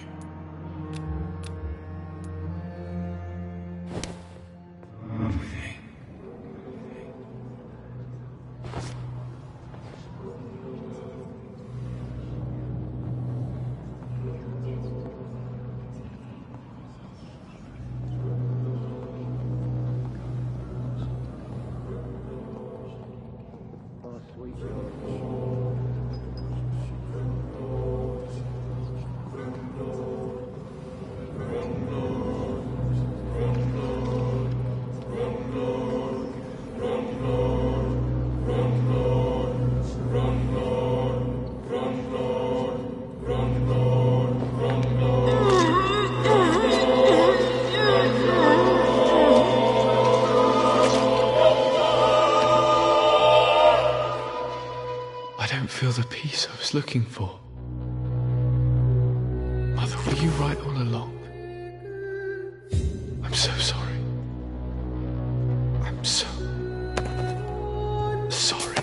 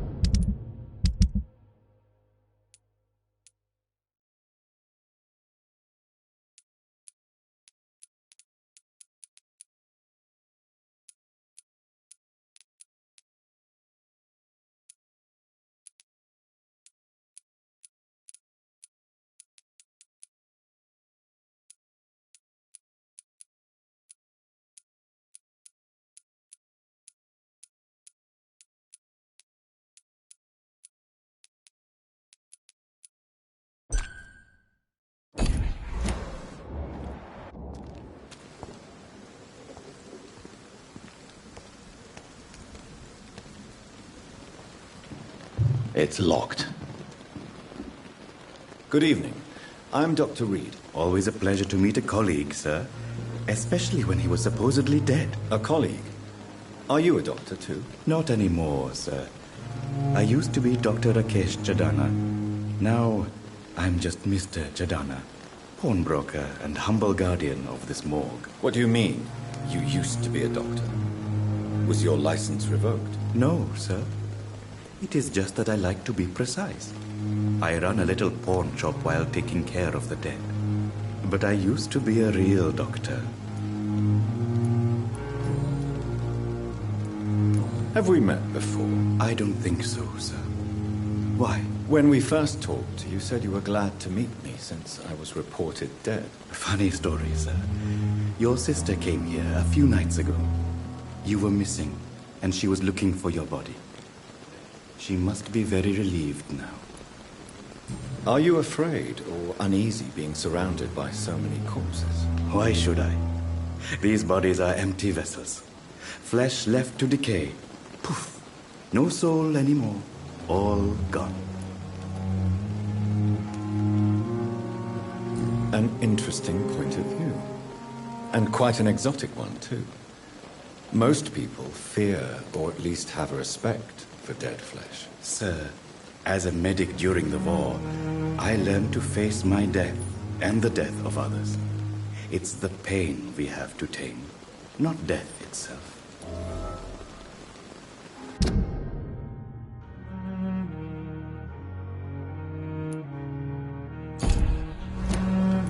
How did you get this job? After I left the army, I worked as an undertaker down by the docks. A dangerous place with many an unpleasant business there. Milton Hooks helped me get a job here. Do you work here alone? Yes, very easy work, sir. All I have to do is watch a few bodies. The situation was very different when the main morgue was still open. Why close the hospital's main morgue? It was for sanitary reasons after the beginning of the epidemic. Cadavers had to be moved to the nearest mass grave. Why do you have to watch these bodies? Because these poor fellows have no names. We keep them in case someone comes looking for the missing. Sadly, very rarely happens.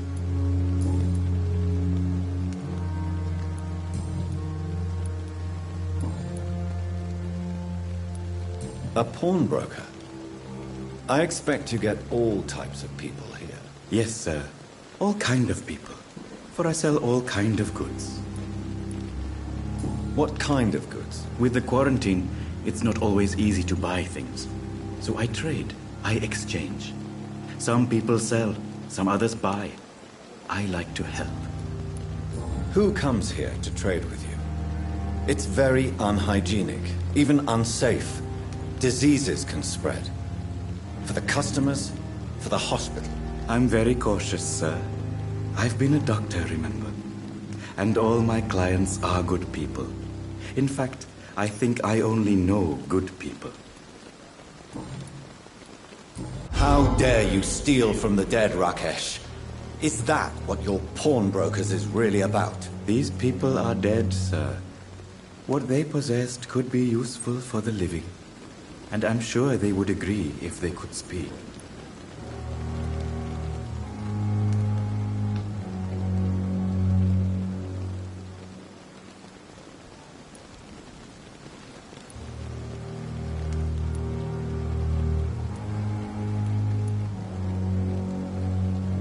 Do you need medical attention? I'm feeling all right, Doctor. But perhaps it is because I, too, am used to the smell of the dead.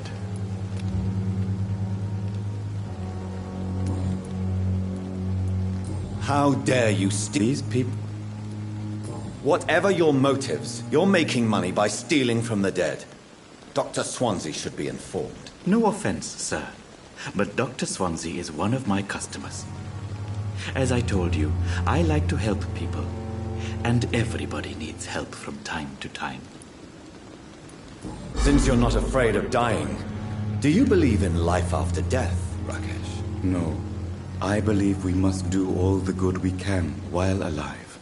For our time is short, and the obstacles are endless. Do you think you would enjoy immortality as a concept? I don't think so. Don't mistake me. I love life, and I'd like to live a long life. But everything has to decay, sir. Even goodwill.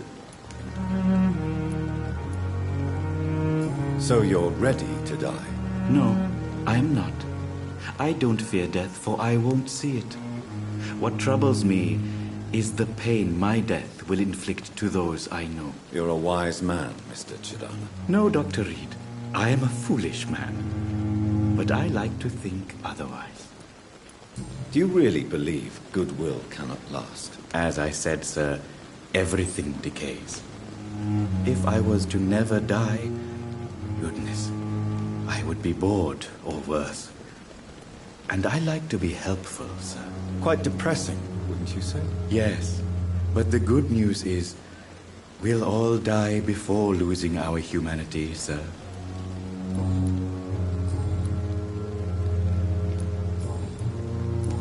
Goodbye, Mr. Chidana.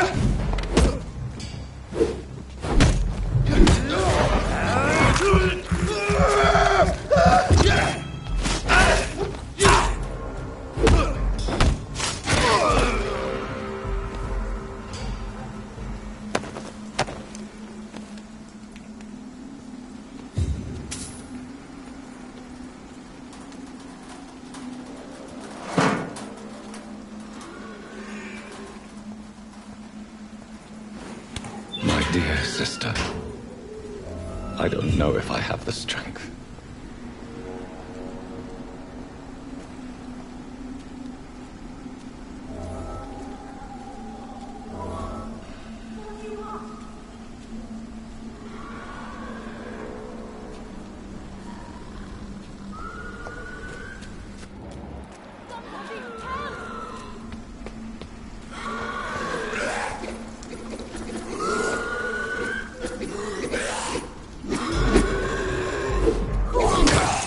What do you want?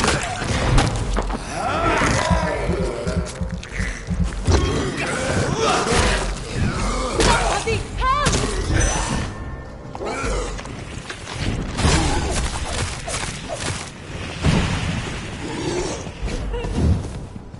Who are you?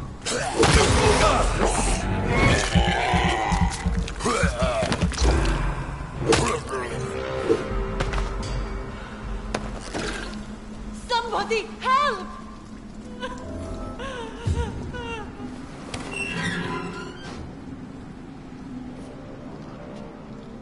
Are you all right, miss? I don't know. Who were those people? They wanted to kill me. Why? They've lost their minds in the epidemic. They won't come back for now. You seem to know a lot about them, sir. I'm Dr. Jonathan Reed. I'm investigating this disease. I am Shaoshun.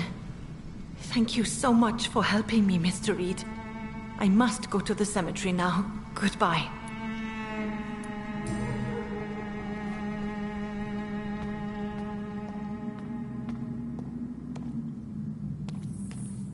It's locked, all right. Carnage. Is Father Whitaker's disciple among the bodies, I wonder?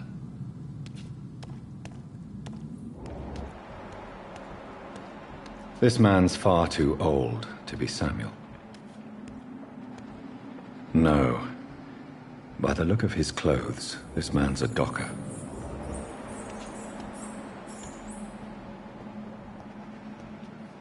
Samuel isn't here. I had better follow the blood trail.